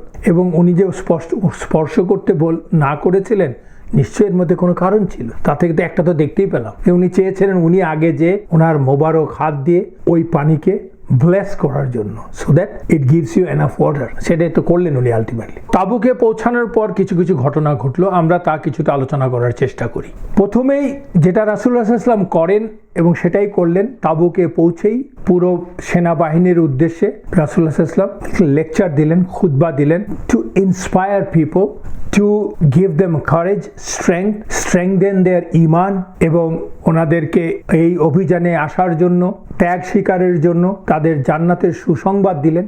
That is the highest inspiration for a believer. So বক্তৃতা শুনে এই চরম দুর্ভোগের সময় সবকিছু অপ্রতুল হওয়া সত্ত্বেও সাহাবারা চাঙ্গা হয়ে উঠলেন। কিন্তু আমরা আগেই বলেছি এই অভিযানে কোনো যুদ্ধ হয়নি। দেখেন, ওরা মোবিলাইজ করার চেষ্টা করেছিল, রোমানরা বা বাইজেন্টাইনরা along with the Ghassanites and other Christian Arab tribes, কিন্তু তারা কেউ তাবুকের আশপাশে যুদ্ধের ময়দানে আসলো না মুসলমান সেনাদের মোকাবেলা করতে। এটা আল্লাহর কুদরত। and they stayed there for 20 days. Nobody showed up. তো সেজন্য ওখানে কোনো যুদ্ধ হলো না। এখানে একটা কথা উল্লেখ করা দরকার, সেটা হচ্ছে যে ওই তাবুকের অভিযানে রাসূলুল্লাহ সাল্লাল্লাহু আলাইহি ওয়াসাল্লাম যোহর এবং আসর প্রেয়ার কম্বাইন করেছেন, জামা করা যাকে বলে, এশা এবং মাগরিব প্রেয়ার জামা করেছেন, এবং উনি কসর করেছেন। যদিও ওখানটায় কোনো যুদ্ধ হয়নি, কিন্তু that was a huge political gain for the Muslims and psychological gain for the Muslim, social gain for the Muslims, এবং সেটা তাৎক্ষণিকও ছিল, সুদূর প্রসারীও ছিল। আমরা সেটা আলোচনা করব কি কি হয়েছে। যেমন ওখানটায় আমরা কি বললাম, তাবুকটা কোথায় ছিল? বাইজেন্টাইন সীমান্তে আরব ভূখণ্ডেই তাবুক, যেটা এখন সৌদি আরবের মধ্যে পড়েছে। ওই এলাকাটা ছিল মানে মূলত আরব খ্রিস্টানদের, গাসানাইট এবং অন্যান্য ট্রাইবের অধীনে ছিল, যেটা কিনা আসলে মূলত রোমানদের বলতে পারেন করদ রাজ্য হিসেবে কাজ করত। তো ওই প্রত্যেকটা আরব ট্রাইব আসলে আত্মসমর্পণ করলো এবং শান্তির প্রস্তাব নিয়ে রাসূলুল্লাহ সাল্লাল্লাহু আলাইহি ওয়াসাল্লামের কাছে আবেদন করলো, এবং রাসূলুল্লাহ সাল্লাল্লাহু আলাইহি ওয়াসাল্লাম অ্যাকসেপ্টেড ইট। বাট যারা ইসলাম গ্রহণ করলো তো করলো, আর যারা করলো না তারা জিজিয়া কর দেওয়ার মাধ্যমে তাদেরকে রাসূলুল্লাহ সাল্লাল্লাহু আলাইহি ওয়াসাল্লাম গ্রহণ করেন। আপার হ্যান্ডটা চিন্তা করেন, এরা গতকালও ছিল রোমানদের বশংবদ, তাদের জোরে ওরা জোর দেখাতো মুসলমানদের এগেনস্টে। তারা আজকে মুসলমানদের কাছে শুধু সাবমিট করলো না, তাদেরকে জিজিয়া দিয়ে তাদের অধীনে থাকার জন্য শান্তি চুক্তি করলো। What a political gain. যেমন আইলা বলে একটা গোত্র আছে, তার যে গোত্র প্রধান তার নাম হচ্ছে ইউহান্না বিন রুবাহ। সে রাসূলুল্লাহ সাল্লাল্লাহু আলাইহি ওয়াসাল্লামের দরবারে একটা সাদা মিউল এবং অনেক দামি দামি রোবস, বাইরের পোশাক এবং জিজিয়া দিয়ে মুসলমানদের বশ্যতা স্বীকার করে নিল। রাসূলুল্লাহ সাল্লাল্লাহু আলাইহি সাল্লাম আরো অনেকগুলো 3টা গোত্র অ্যাটলিস্ট, সেটার নাম হচ্ছে জুরবা, আদরা এবং মাকনা গোত্রের সাথেও শান্তি চুক্তি স্বাক্ষর করলেন এবং ওরাও জিজিয়া দেওয়ার প্রতিশ্রুতি নিল। আরেকটি ঘটনা হচ্ছে রাসূলুল্লাহ সাল্লাল্লাহু আলাইহি সাল্লাম প্রায় 450 অশ্বারোহী দিয়ে খালিদ বিন ওয়ালিদ রাদিয়াল্লাহু আনহুকে পাঠালেন একটি গোত্রের কাছে, সেটা বিখ্যাত গোত্র, সেটার নাম হচ্ছে দোমাতুল জান্দাল। তাদের নেতার নাম হচ্ছে উকাইদির ইবেন আব্দুল মালিক আল কিন্দি। তার কাছে শান্তির বার্তা দিয়ে রাসূলুল্লাহ সাল্লাল্লাহু আলাইহি ওয়াসাল্লাম পাঠালেন। বার্তা তো একটাই, তাকে ইসলামে আহ্বান করা এবং তার লোকদেরকে ইসলামে আহ্বান করা, এবং না হলে তাকে জিজিয়া দেওয়া, বর্ষতা স্বীকার করলে, আর নাহলে ফাইট। রাসূলুল্লাহ সাল্লাল্লাহু আলাইহি ওয়াসাল্লাম যাওয়ার খালিদ রাদিয়াল্লাহু আনহুকে যাওয়ার আগে বললেন যে you will see him, that is Ukaydir the leader, hunting wild cattles. কেমনি চিনতে বাবা? তাকে দেখবা সে হি হান্টস ওয়াইল্ড ক্যাটল, এটা তার একটা নেশা বা ফার্স্ট টাইমের মতো বলতে পারেন। তা খালিদ রাদিয়াল্লাহু আনহু তার বাহিনী নিয়ে রাতের বেলা উকাইদিরের দুর্গের কাছে পৌঁছালেন। তখন দূর থেকে দেখতে পেলেন যে কিছু বন্য গবাদি পশু, ওয়াইল্ড ক্যাটল বেরিয়ে আসছে। তখন তো আর আলো ছিল না রাতের বেলা, চাঁদের আলো ছাড়া। তো ওই বেরিয়ে আসছে, এসে ওই যে ওর যে উকাইদিরের যে দুর্গ, তার যে দেয়াল এবং তার যে গেট, ওতে যেটা হয় পশুরা এসে রাতের অন্ধকারে মাথা ঘষছে আর কি, গুঁতো দিচ্ছে, ওরকম একটা অবস্থা। এবং তখন দুর্গ থেকে বেরিয়ে আসলো উকাইদির তার সাথে লোকজন এবং হাতে বর্ষা তীর নিয়ে শিকার করার জন্য, এবং খালিদ রাদিয়াল্লাহু আনহু তখন ওদেরকে, উকাইদির এবং তার দলকে ক্যাপচার করে নিলেন। ক্যাপচার করে রাসূলুল্লাহ সাল্লাল্লাহু আলাইহি ওয়াসাল্লামের কাছে নিয়ে আসলেন। নিয়ে আসার পর রাসূলুল্লাহ সাল্লাল্লাহু আলাইহি ওয়াসাল্লাম উকাইদিরের প্রাণ ভিক্ষা দিলেন এবং শান্তি চুক্তি করলেন। উকাইদির তখন মুসলমানদেরকে এই জন্য যে উপহারটা দিলেন, সেই উপহারটা হচ্ছে 2000 Camel, 400 cattle, 400 sets of armour, 400 বর্ষা, এবং বর্ষতা তো স্বীকার করলো, জিজিয়া তো দেওয়ার জন্য স্বীকার করলো। সেই সাথে তাকে রাসূলুল্লাহ সাল্লাল্লাহু আলাইহি ওয়াসাল্লাম দায়িত্ব দিলেন আরো কয়েকটা গোত্র, যেমন দোমাত, তাবুক, আইলা এবং তাইমা, এই 4টা গোত্র থেকে জিজিয়া আদায়ের দায়িত্ব তাকে দিলেন। ওই সময়ে যখন উকাইদিরকে ধরে আনা হলো, তখন একটা ঘটনা ঘটলো। সেই ঘটনাটা হচ্ছে এরকম, উকাইদির তো হি ইজ এ লিডার, পয়সাওয়ালা লোক, তার গায়ে যে গার্মেন্ট ছিল that was very good looking. সাহাবাদের কাছে ওইরকম গার্মেন্ট নাই তখন। ওইটা দেখে তারা বিমোহিত হয়ে গেলেন। তখন রাসূলুল্লাহ সাল্লাল্লাহু আলাইহি ওয়াসাল্লাম এটা দেখতে পেরে বললেন, তোমরা কি এই গার্মেন্ট দেখি অবাক হচ্ছ? যার হাতে আমার জীবন তার নামে বলছি, মানে আল্লাহর নামে বলছি, জেনে রাখো জান্নাতে সাদ বিন মুআদের রুমালখানা এর চেয়ে অনেক ভালো, অনেক সুন্দর। বুখারী মুসলিমে এসছে এটা, এবং ইবনে হিশামেও আছে। দেখেন এই চুক্তিগুলো থেকে কি কি সুবিধা হলো। এই যে চুক্তিগুলো হলো এতগুলো গোত্রের সাথে জিজিয়া আদায়ের, আমরা জানি যে জিজিয়া আদায় করা হতো কেবলমাত্র খ্রিস্টানদের থেকে বা ইহুদিদের কাছ থেকে, and they were the allies of Byzantines. তার মানে বাইজেন্টাইনকে, বেসিক্যালি বাইজেন্টাইন মানে রোমান সম্রাটকে মূলত বুঝিয়ে দেওয়া হলো যে মুসলমানদেরকে সমঝে চলতে হবে। এবং এই ট্রিটিগুলির মানে কি দাঁড়ালো, যে ওই ট্রাইবগুলোকে মুসলিম রুলের আন্ডারে থাকতে হবে। তো ইটস এ পলিটিক্যাল গেইন। এবং প্রকারান্তরে আরব খ্রিস্টান যে গোত্রগুলো, তারা ইসলামের দিকে, মুসলমানদের দিকে ঝুঁকে পড়তে লাগলো, কারণ after all they were Arabs, বাইজেন্টাইনরা তো আর আরব না। আর ওদিক দিয়ে রোমানরাও বুঝতে পারলো যে আরব ট্রাইবদের উপর যে তাদের এতদিনের গ্রিপ ছিল, আধিপত্য ছিল, সেটা ছুটে যাচ্ছে। বেসিক্যালি হুইচ ইজ ট্রু, যে ওরা রোমানদের করতল থেকে বেরিয়ে এসছে, এবং ওই যে বর্ডারটা, নর্দার্ন বর্ডার অফ আরাবিয়া, সেটা it acted as a buffer zone from the Byzantines, যা কিনা পরবর্তীতে এই বাইজেন্টাইনদেরকে শাম, সিরিয়া অ্যান্ড রেস্ট, সেইখানে ইসলাম প্রসারে পরবর্তীতে আরও বেশি সুবিধা হয়েছিল। কারণ আমরা জানি যে ওমর রাদিয়াল্লাহু আনহুর সময় তো জেরুজালেম মুসলমানদের নিয়ন্ত্রণে চলে এসেছিল।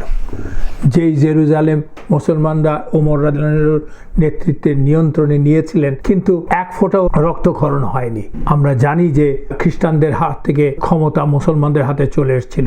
ওখানে এর আগেই খ্রিস্টানরা ইহুদিদেরকে কতটা অত্যাচার করেছে, কিভাবে ওদেরকে খুন করেছে, সেটা আমরা জানি, এবং বাস্তুচ্যুত করেছে। কিছু ইহুদি তখনও ছিল, অথচ মুসলমানরা কিন্তু শুধুমাত্র যে বিনা রক্তপাতে হয়েছে তা না, ওমর রাদিয়াল্লাহু আনহু এমনকি তাদের হোলি সেপলকারে নামাজ আদায় করার জন্য তাকে যে হাই প্রিস্ট বলেছিল, সেটারও উনি বিনয়ের সাথে নিষেধ করেছেন। কারণ উনি বলেছিলেন যে আমি যদি আজকে তোমার এই হোলি সেপলকারে নামাজ আদায় করি, কিছুদিন পরে হয়তো এটা মসজিদে রূপান্তরিত হয়ে যাবে। কারণ Omar new what is the status of Omar রাদিয়াল্লাহু আনহু, এবং উনি বাইরে যে নামাজ আদায় করেছিলেন খোলা জায়গাতে। পরবর্তীতে ওখানেই ওমরের মসজিদ তৈরি হয়েছিল। Omar was true and he was such a great leader. এবং উনি ইহুদিদেরকে, খ্রিস্টানদেরকে তাদের নিজের ধর্ম পালনের সুবিধা দিয়ে দিয়েছিলেন, কোনো রকমের আক্রমণ করা হয়নি। আর আজকে ওরা এই প্রতিদান দিচ্ছে আমাদেরকে। such ungrateful people, such ungrateful people. That's what Allah said in Quran, not me. And they will be ungrateful, doesn't matter what. So don't try to give in to those people. And I'm not saying go and hate them. Don't give in.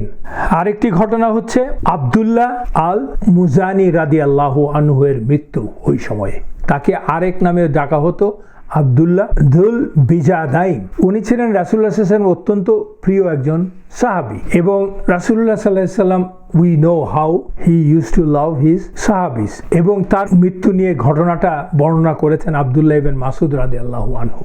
তিনি বলছেন, তাবুকের অভিযানের এক রাতে আমি হঠাৎ ঘুম থেকে উঠে দেখি আমাদের ক্যাম্প বা ঘাঁটির একদিকে আগুন লেগেছে। আমি বেরিয়ে গেলাম কি ঘটছে জানার জন্য, দেখার জন্য। আমি ওখানে পৌঁছে দেখতে পেলাম অলরেডি রাসূলুল্লাহ সাল্লাল্লাহু আলাইহি ওয়াসাল্লাম, আবু বকর রাদিয়াল্লাহু আনহু এবং ওমর রাদিয়াল্লাহু আনহু ওখানে পৌঁছে গেছেন। আর ওখানটায় পড়েছিল আব্দুল্লাহ, দ্যাট ইজ যুল বিজাদাইন আল মুজানি রাদিয়াল্লাহু আনহুর লাশ। তখন রাসূলুল্লাহ সাল্লাল্লাহু আলাইহি ওয়াসাল্লাম ওদেরকে বলছেন, তোমাদের ভাইকে আমার কাছে আনো। ওকে তার কাছে যখন নিয়ে আসা হলো, রাসূলুল্লাহ সাল্লাল্লাহু আলাইহি ওয়াসাল্লাম ওর লাশ কবরে শোয়ালেন নিজ হাতে, এবং শোয়াচ্ছেন এবং বলছেন, ও আল্লাহ, আজ রাতে আমি ওর প্রতি সন্তুষ্ট, আপনিও ওর প্রতি সন্তুষ্ট হন।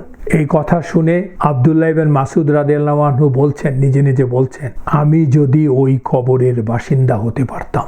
মানে চিন্তা করে দেখেন, রাসূলুল্লাহ সাল্লাল্লাহু আলাইহি ওয়াসাল্লাম তার সাহাবী সম্বন্ধে দোয়া করছেন আল্লাহর কাছে, কি বলছেন? আল্লাহ, আমি ওর প্রতি সন্তুষ্ট, আপনি সন্তুষ্ট হয়ে যান। আর আরেকজন সাহাবা বলছেন তার জীবনের চাহিদাটা কি দেখেন, আমি যদি ওই কবরের বাসিন্দা হতে পারতাম, that is his desire, because রাসূলুল্লাহ সাল্লাল্লাহু আলাইহি ওয়াসাল্লামের কাছ থেকে ক্ষমা এবং আল্লাহর কাছ থেকে ক্ষমা পেয়ে যাওয়া। হোয়াট এলস ইউ নো, এখানেই তো মানব জন্মের সার্থকতা। এত কথা তো আমরা এই জন্যই বলছি, আর ওনাদের এত ত্যাগ তো ওই জন্যই ছিল। সো যুল বিজাদ, আসলে এর অর্থটা কি, ওনাকে কেন যুল বিজাদ বলা হয়? এর পিছনে একটি ঘটনা আছে যেটা ইবনে হিশামে সংগৃহীত আছে। যুল বিজাদ হচ্ছে তার নিকনেম। আসলে আব্দুল্লাহর নিকনেম হচ্ছে যুল বিজাদ। বিজাদ শব্দটার অর্থ হচ্ছে মোটা খসখসে কাপড় আর কি। আর বিজাদাইন মানে হচ্ছে দুই বিজাদের অধিকারী, যুল বিজাদাইন। এই নামের কারণ হচ্ছে আব্দুল্লাহ যখন নাকি ইসলাম গ্রহণ করলেন, তার লোকেরা তার উপরে ভীষণ অত্যাচার শুরু করলো। সেজন্য উনি একটা কাপড়ে ওনার জায়গা থেকে পালিয়ে মদিনায় রাসূলুল্লাহ সাল্লাল্লাহু আলাইহি ওয়াসাল্লামের সাথে দেখা করার জন্য, তার আশ্রয় আসার জন্য একটা কাপড়ে বেরিয়ে আসলেন। সেই কাপড়টা ছিল একটা বিজাদ কাপড়, মানে একটি খসখসে মোটা কাপড় যাকে আমরা বলি আর কি। একটা কাপড় নিয়ে উনি বেরিয়ে আসছেন। তো মদিনা পৌঁছানোর আগে ওনাকে রাসূলুল্লাহ সাল্লাল্লাহু আলাইহি ওয়াসাল্লামের সামনে প্রেজেন্ট করার জন্য ওই কাপড়টাকে ছিঁড়ে দুটো টুকরা করলেন, করে নিচে একটা পরলেন, ওপরে একটা দিয়ে ঢাকলেন। এই জন্য ওটাকে বলা হয় যুল বিজাদাইন, তাকে বলা হয় যুল বিজাদাইন। যুল মানে হচ্ছে পজেসর, মানে বিজাদাইন মানে দুটো মোটা কাপড়ের অধিকারী বলা হয়। সো তাবুক অভিযানের সময় রাসূলুল্লাহ সাল্লাল্লাহু আলাইহি ওয়াসাল্লাম একদিন সালাতের পরে বলছেন সবাইকে উদ্দেশ্য করে, আল্লাহ আমাকে 5টি বিষয় উপহার দিয়েছেন যা তিনি আমার পূর্বে আর কোনো কাউকে দেন নাই, মানে আর কোনো নবীকে বা রসুলকে দেন নাই। সেটা কি? আমাকে পুরো মানব জাতির কাছে পাঠিয়েছেন, আর আমার পূর্বে যাদেরকে পাঠিয়েছেন তাদেরকে তাদের কওমের কাছে পাঠিয়েছেন, তাদের লোকদের কাছে পাঠিয়েছেন। আবার বলছেন, if even I am 1 month away from the enemy will be afraid of me। এবং এর সত্যতা প্রমাণিত হলো এই তাবুকের অভিযানই। কারণ 50 দিনের অভিযান, আর উনি যখন তাবুকের উদ্দেশ্যে রওনা দেন, তাবুকে আসতে ওনার 2 সপ্তাহের বেশি লেগেছে। 1 মাস কেন, 2 সপ্তাহ দূরে থাকতেই তারা বাইজেন্টাইন এবং গাসসানাইডরা didn't come to fight or confront রাসূলুল্লাহ সাল্লাল্লাহু আলাইহি ওয়াসাল্লাম. They were not comfortable. They were scared rather. আরেকটা জিনিস উনি বলছেন, গানিমা has been made halal for me which wasn't the case for the ones before me। আমরা এটা আগে আলোচনা করেছি যে যুদ্ধলব্ধ গনিমা রাসূলুল্লাহ সাল্লাল্লাহু আলাইহি ওয়াসাল্লামের আগের কোন নবীর জন্য হালাল ছিল না। তখন কি হতো, গনিমা যখন ওনারা পেতেন, সে এক জায়গায় জড়ো করতেন, তখন আল্লাহ আকাশ থেকে বিদ্যুৎ পাঠিয়ে সেটা পুড়িয়ে দিতেন। তার মানে এই হচ্ছে ওই সময়ের ওই নবীদের এবং তার উম্মতদের ওই জিহাদ বা ওই যুদ্ধ আল্লাহ একসেপ্ট করেছেন। আর কেবলমাত্র রাসূলুল্লাহ সাল্লাল্লাহু আলাইহি ওয়াসাল্লামকে ওই গনিমতের মাল ব্যবহারের বা নেয়ার হালাল করেছেন আল্লাহ সুবহানাহু ওয়া তাআলা। আমি যেই কথাটা বললাম সেটা আই থিঙ্ক সূরাতুল বাকারাতে একটি আয়াত আছে, অর এনি সূরা, আমি ওইভাবে বলা ঠিক হবে না, সূরা বাকারা আমার মনে হচ্ছে আর কি, যে একটি আয়াতে উল্লেখ আছে যেভাবে পুড়িয়ে দিতেন। আর রাসূলুল্লাহ সাল্লাল্লাহু আলাইহি ওয়াসাল্লাম বলছেন যে এন্টায়ার আর্থ ইজ মেড তাহুর, মানে পবিত্র, পিওর, অ্যান্ড মসজিদ ফর মি, পুরা পৃথিবী আমার জন্য পবিত্র করেছেন আল্লাহ এবং মসজিদ বানিয়ে দিয়েছেন। অফকোর্স যেখানে পায়খানা পেশাব করা হয় সেটা ছাড়া।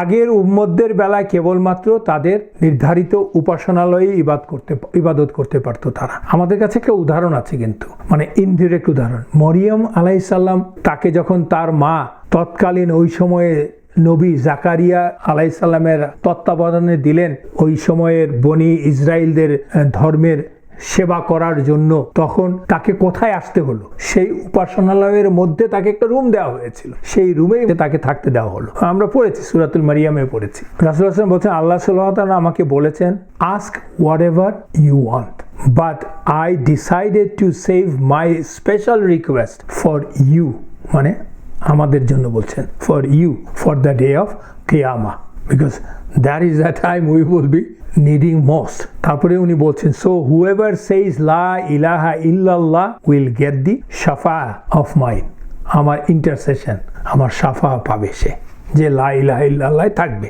ওই সময়ে আল্লাহ সুবহানাহু ওয়া তাআলা তাকে কিছু মুজিজা দিয়েছিলেন, অলৌকিক ঘটনা দিয়েছিলেন, সেই কয়েকটা আমরা একটু বলি। রাসূলুল্লাহ সাল্লাল্লাহু আলাইহি ওয়াসাল্লাম যখন ওই অভিযানে ছিলেন আর কি, তাবুক অভিযানে, একসময় তার উটটা খুঁজে পাওয়া যাচ্ছিল না। যে উটটাতে উনি ছিলেন, বিশ্রাম নিচ্ছিলেন বা উটটা থেকে নেমে উনি কোনো কাজ করছিলেন, সেই জন্য এই সময় উটটা তার ছুটে গিয়েছিল আর কি, পাচ্ছিলেন না। তখন রাসূলুল্লাহ সাল্লাল্লাহু আলাইহি ওয়াসাল্লামের সাথে ছিলেন উমারা ইবনে হাজম রাদিয়াল্লাহু আনহু, যিনি বিখ্যাত আনসারী সাহাবী ছিলেন, যিনি কিনা আকাবা শুরুতে, সেই আমরা যখন নাকি আকাবার প্লেজ, প্রথম এবং দ্বিতীয় আকাবার প্লেজ কখন আনসার মানে মদিনার আউস এবং খাজরাজরা নিয়েছিল, কিসের আগে? হিজরতের আগে। সেই তখনকার সাহাবা হচ্ছেন এই উমারা ইবনে হাজম রাদিয়াল্লাহু আনহু। উনি আকাবাতে প্লেজ নিয়েছিলেন এবং উনি বদরের যুদ্ধে অংশগ্রহণ করেন। হি ইজ এ বদরিউন, ওনার মর্যাদা ইজ ভেরি হাই।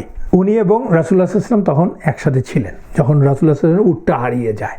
আর ওদিকে ওমারা রাদিয়াল্লাহু আনহুরও তো একটি উট ছিল, বাহন ছিল, কোনো এক জায়গায় ছিল ওই আশপাশে বা একটু দূরে, যেটা উনি ওখানে রেখে আসছিলেন, সেখানে ওনার জিনিসপত্র ছিল। ওখানে ওনার উটটার আশেপাশে কিছু লোকজন বসা ছিল, তাদের একটা বড় অংশ ছিল মুনাফিক, এবং তাদের মধ্যে একজন ছিল যায়েদ ইবনে আল লুসাইদ। মানে ওমারা এবং রাসূলুল্লাহ সাল্লাল্লাহু আলাইহি ওয়াসাল্লাম এক জায়গায় আছেন, রাসূলুল্লাহ সাল্লাল্লাহু আলাইহি ওয়াসাল্লামের উটটা হারিয়ে গেছে, আর ওমারা রাদিয়াল্লাহু আনহুর তার উট এবং তার জিনিসপত্র আরেক জায়গায় আছে, যেখানে কিছু লোক ওই উটের পাশে ছিল তাদের জিনিসপত্র নিয়ে। তো তাদের মধ্যে একজন ছিল যায়েদ ইবনে আল লুসাইদ, হু ওয়াজ এ মুনাফিক। তখন যায়েদ তার লোকদেরকে বলছিল, যখন সে জানতে পেল যে রাসূলুল্লাহ সাল্লাল্লাহু আলাইহি ওয়াসাল্লামের উটটা হারিয়ে গেছে, doesn't Muhammad claim he is a prophet, সে কি তোমাদেরকে আকাশের বা গায়েবের খবর এনে দেয় না, অথচ সে জানে না তার নিজের উটটি কোথায়। ক্রিমিনালের বক্তব্য শোনেন, he is basically mocking and challenging রাসূলুল্লাহ সাল্লাল্লাহু আলাইহি ওয়াসাল্লাম, আউযু বিল্লাহ। কিন্তু রাসূলুল্লাহ সাল্লাল্লাহু আলাইহি ওয়াসাল্লাম তো তখন তার কাছে নেই। ওদিকে রাসূলুল্লাহ সাল্লাল্লাহু আলাইহি ওয়াসাল্লাম উমারা ইবনে হাজম রাদিয়াল্লাহু আনহু সহ অন্য একটা জায়গাতে আছেন, অন্য প্রান্তে আছেন ক্যাম্পের। রাসূলুল্লাহ সাল্লাল্লাহু আলাইহি ওয়াসাল্লাম ওই সময় ওমারা রাদিয়াল্লাহু আনহুকে বলছেন, ও ওমারা, নিশ্চয়ই একজন মানুষ, একটা লোক এখন বলছে, কি বলছে? ওই সেই কথাটা উনি বললেন, রিপিট করলেন, doesn't Muhammad claim he is a prophet, সে কি তোমাদেরকে আকাশ থেকে খবর এনে দেয় না, অথচ সে জানে না তার নিজের উটটা কোথায়। রাসূলুল্লাহ সাল্লাল্লাহু আলাইহি ওয়াসাল্লাম কিন্তু তার কাছে নেই, কিন্তু উনি বলছেন, that's Allah conveyed him, right? তখন রাসূলুল্লাহ সাল্লাল্লাহু আলাইহি ওয়াসাল্লাম বলছে, ওয়াল্লাহি, আমি তো কেবল আল্লাহ আমাকে যা জানান তা জানি, এবং তিনি নিশ্চয়ই আমাকে এখন জানালেন উটটি ওই উপত্যকার অমুক জায়গায় একটা সরু গিরিপথের মধ্যে আটকে আছে, দাঁড়িয়ে আছে, কারণ ওর লাগামটা গাছের ডালে আটকে গেছে। তুমি ওখানে গিয়ে উটটিকে আমার কাছে নিয়ে আসো। এবং তিনি ওখানটায় গেলেন, ঠিক ওই জায়গাতে উটটা ওই অবস্থাতে আটকে ছিল, ছুটিয়ে নিয়ে আসলেন। রাসূলুল্লাহ সাল্লাল্লাহু আলাইহি ওয়াসাল্লাম উনি তো জানতেন না ওই লোকগুলো এখানে বলছে। That is the miracle of রাসূলুল্লাহ সাল্লাল্লাহু আলাইহি ওয়াসাল্লাম গিভেন বাই আল্লাহ সুবহানাহু ওয়া তাআলা। পরে উমারা ইবনে হাজম রাদিয়াল্লাহু আনহু তার উটের কাছে আসলেন, তার বাহনটার কাছে আসলেন, তার জিনিসপত্র নেবেন। ওই লোকগুলিকে এসে দেখলেন, দেখে বললেন ওয়াল্লাহি রাসূলুল্লাহ সাল্লাল্লাহু আলাইহি ওয়াসাল্লাম এখনই আমাদের কাছে একটি বিস্ময়কর কথা বলেছেন। এই বলে তিনি পুরো ঘটনাটা ওদেরকে বললেন। তখন ওদের মাঝখান থেকে একজন বলে উঠল, by Allah it was Zaid who said that, মানে তখন সে ডিটেল বললো, কি বললো, সে একই জিনিস, তুমি আসার একটু আগেই সে এই কথাটা বলেছিল। কথাটা শুনেই উমারা রাদিয়াল্লাহু আনহু মুনাফিক যায়েদ ইবনে আল লুসাইদকে বলল, আমি এতক্ষণ বুঝতে পারি নাই কি করে একজন বিশ্বাসঘাতক প্রতারক আমার জিনিসপত্রের মাঝে বসেছিল। ও আল্লাহর দুশমন, তুমি এখনই আমার সামনে থেকে চলে যায় না, I don't want to see your face anymore in your life time. এবং আসার পথে রাসূলুল্লাহ সাল্লাল্লাহু আলাইহি ওয়াসাল্লাম একটি ভবিষ্যৎবাণী করলেন, যেটা ইমাম বুখারীতে এসেছে, আবু হুমায়দ রাদিয়াল্লাহু আনহু বর্ণনা করেছেন যে তাবুকের পথে একদিন রাসূলুল্লাহ সাল্লাল্লাহু আলাইহি ওয়াসাল্লাম বললেন, আজ রাতে ভীষণ ঝড়ো হাওয়া উঠবে, ওই সময় কেউ উঠে দাঁড়াবে না, whoever has a camel should tie it. এবং সত্যি সত্যি শেষমেশ রাতের বেলায় ঝড় উঠলো, কিন্তু কোনো একজন কোনো কারণে উঠে দাঁড়িয়ে থাকলো, তখন ওই ঝড়ো হাওয়া তাকে উড়িয়ে নিয়ে গেল তাই পাহাড়ে। তখন তো খাওয়া খুব শর্ট পড়েছিল, আমরা বলেছিলাম, আমরা এর আগে অনেক আলোচনা করেছি। তখন একটা মিরাকল মুজেজা রাসূলুল্লাহ সাল্লাল্লাহু আলাইহি ওয়াসাল্লামকে দেওয়া হলো। সেটা আবু সাঈদ আল খুদরি রাদিয়াল্লাহু আনহু বলছেন, খিদার যন্ত্রণায় কিছু লোকরা এসে রাসূলুল্লাহ সাল্লাল্লাহু আলাইহি ওয়াসাল্লামকে বলল, ইয়া রাসূলুল্লাহ সাল্লাল্লাহু আলাইহি ওয়াসাল্লাম, আমাদের উট জবাই করার অনুমতি দিন, আমরা খুব ক্ষুধার্ত, আমরা এর থেকে গোশ খাবো এবং চর্বি দিয়ে তেল নেব চর্বির থেকে। রাসূলুল্লাহ বললেন, তাই করো। কিন্তু তখন ওমর রাদিয়াল্লাহু আনহু কথাটা শুনে এসে রাসূলুল্লাহ সাল্লাল্লাহু আলাইহি ওয়াসাল্লামকে বললেন, ইয়া রাসূলুল্লাহ সাল্লাল্লাহু আলাইহি ওয়াসাল্লাম, এভাবে যদি অনুমতি দিতে হয় তাহলে তো আমাদের বাহন শেষ হয়ে যাবে, আমরা কি করে চলবো? তার চেয়ে বরং আপনি ওদের কাছে যা যা খাওয়া অবশিষ্ট আছে তা নিয়ে আসতে বলেন এবং আপনি আল্লাহর কাছে ওর উপরে দোয়া করে দেন, নিশ্চয়ই আল্লাহ এতে বরকত দেবে। দেখেন ওমর রাদিয়াল্লাহু আনহুর কনফিডেন্স আর রাসূলুল্লাহ সাল্লাল্লাহু আলাইহি ওয়াসাল্লাম কত বিরাট কনফিডেন্স। উনি নিশ্চিত জানেন যে রাসূলুল্লাহ সাল্লাল্লাহু আলাইহি ওয়াসাল্লাম দোয়া করে দিলে ওই অল্প খাওয়াই বরকতময় হয়ে যাবে, সেই জন্য উনি এই আবদারটা করলেন। রাসূলুল্লাহ সাল্লাল্লাহু আলাইহি ওয়াসাল্লাম তখন একটা চামড়ার মাদুর বিছিয়ে সকলকে তাদের যা যা খাওয়া আছে নিয়ে আসতে বললেন। কেউ একটু খড় নিয়ে আসলো, কেউ একটু আটা নিয়ে আসলো, কেউ একটু ময়দা নিয়ে আসলো, কেউ একটু রুটি নিয়ে আসলো, যার যা কাছে, কেউ একটু খেজুর নিয়ে আসলো, এনে জড়ো করলো মাদুরের উপরে। 30,000 লোক এই অল্প একটু এসে খাওয়া জড়ো করলো। তখন রাসূলুল্লাহ সাল্লাল্লাহু আলাইহি ওয়াসাল্লাম দোয়া করলেন এবং সবাইকে বললেন, তোমাদের যার যার পাত্র নিয়ে আসো, এবং যার যার পাত্রটা খাবার পরিপূর্ণ করতে বললেন যে ভরে নিয়ে যাও। তখন তারা তাদের প্রত্যেকের পাত্রে ওই যা খাবার আছে সেখান থেকে নিতে লাগলেন, কিন্তু খাবার আর ফুরায় না, তারা প্রত্যেকের পাত্র খাবারে পূর্ণ করে নিয়ে চলে গেলেন। তারপরেও মাদুরে কিছু খাওয়া রয়ে গেল। তখন রাসূলুল্লাহ সাল্লাল্লাহু আলাইহি ওয়াসাল্লাম ওই সময়ে পাঠ করলেন, আশহাদু আল্লা ইলাহা ইল্লাল্লাহ ওয়া আশহাদু আন্না মুহাম্মাদুর রাসূলুল্লাহ, করে বললেন, যে কেউ কোনো আল্লাহর বান্দা যদি এই দুইটি শাহাদা নিয়ে আল্লাহর সাক্ষাৎ করে এবং তার অন্তরে যদি এ বিষয়ে কোনো সন্দেহ না থাকে, তাকে জান্নাত থেকে দূরে রাখা হবে না। আশহাদু আল্লা ইলাহা ইল্লাল্লাহ ওয়া আশহাদু আন্না মুহাম্মাদুর রাসূলুল্লাহ, এটাকে আমরা বলি শাহাদাতাইন, মানে শাহাদাতাইন মানে দুটো শাহাদা, একটা হচ্ছে আল্লাহ ছাড়া উপাস্য কেউ নেই, একটা হচ্ছে রাসূলুল্লাহ সাল্লাল্লাহু আলাইহি ওয়াসাল্লাম তার রাসূল, মুহাম্মদ তার রাসূল। আমরা আজকের মতো এখানটায় শেষ করি। সুবহানাকা আল্লাহুম্মা ওয়া বিহামদিক আশহাদু আল্লা ইলাহা ইল্লা আনতা আস্তাগফিরুকা ওয়া আতুবু ইলাইক। আসসালামু আলাইকুম ওয়া রাহমাতুল্লাহি ওয়া বারাকাতুহু।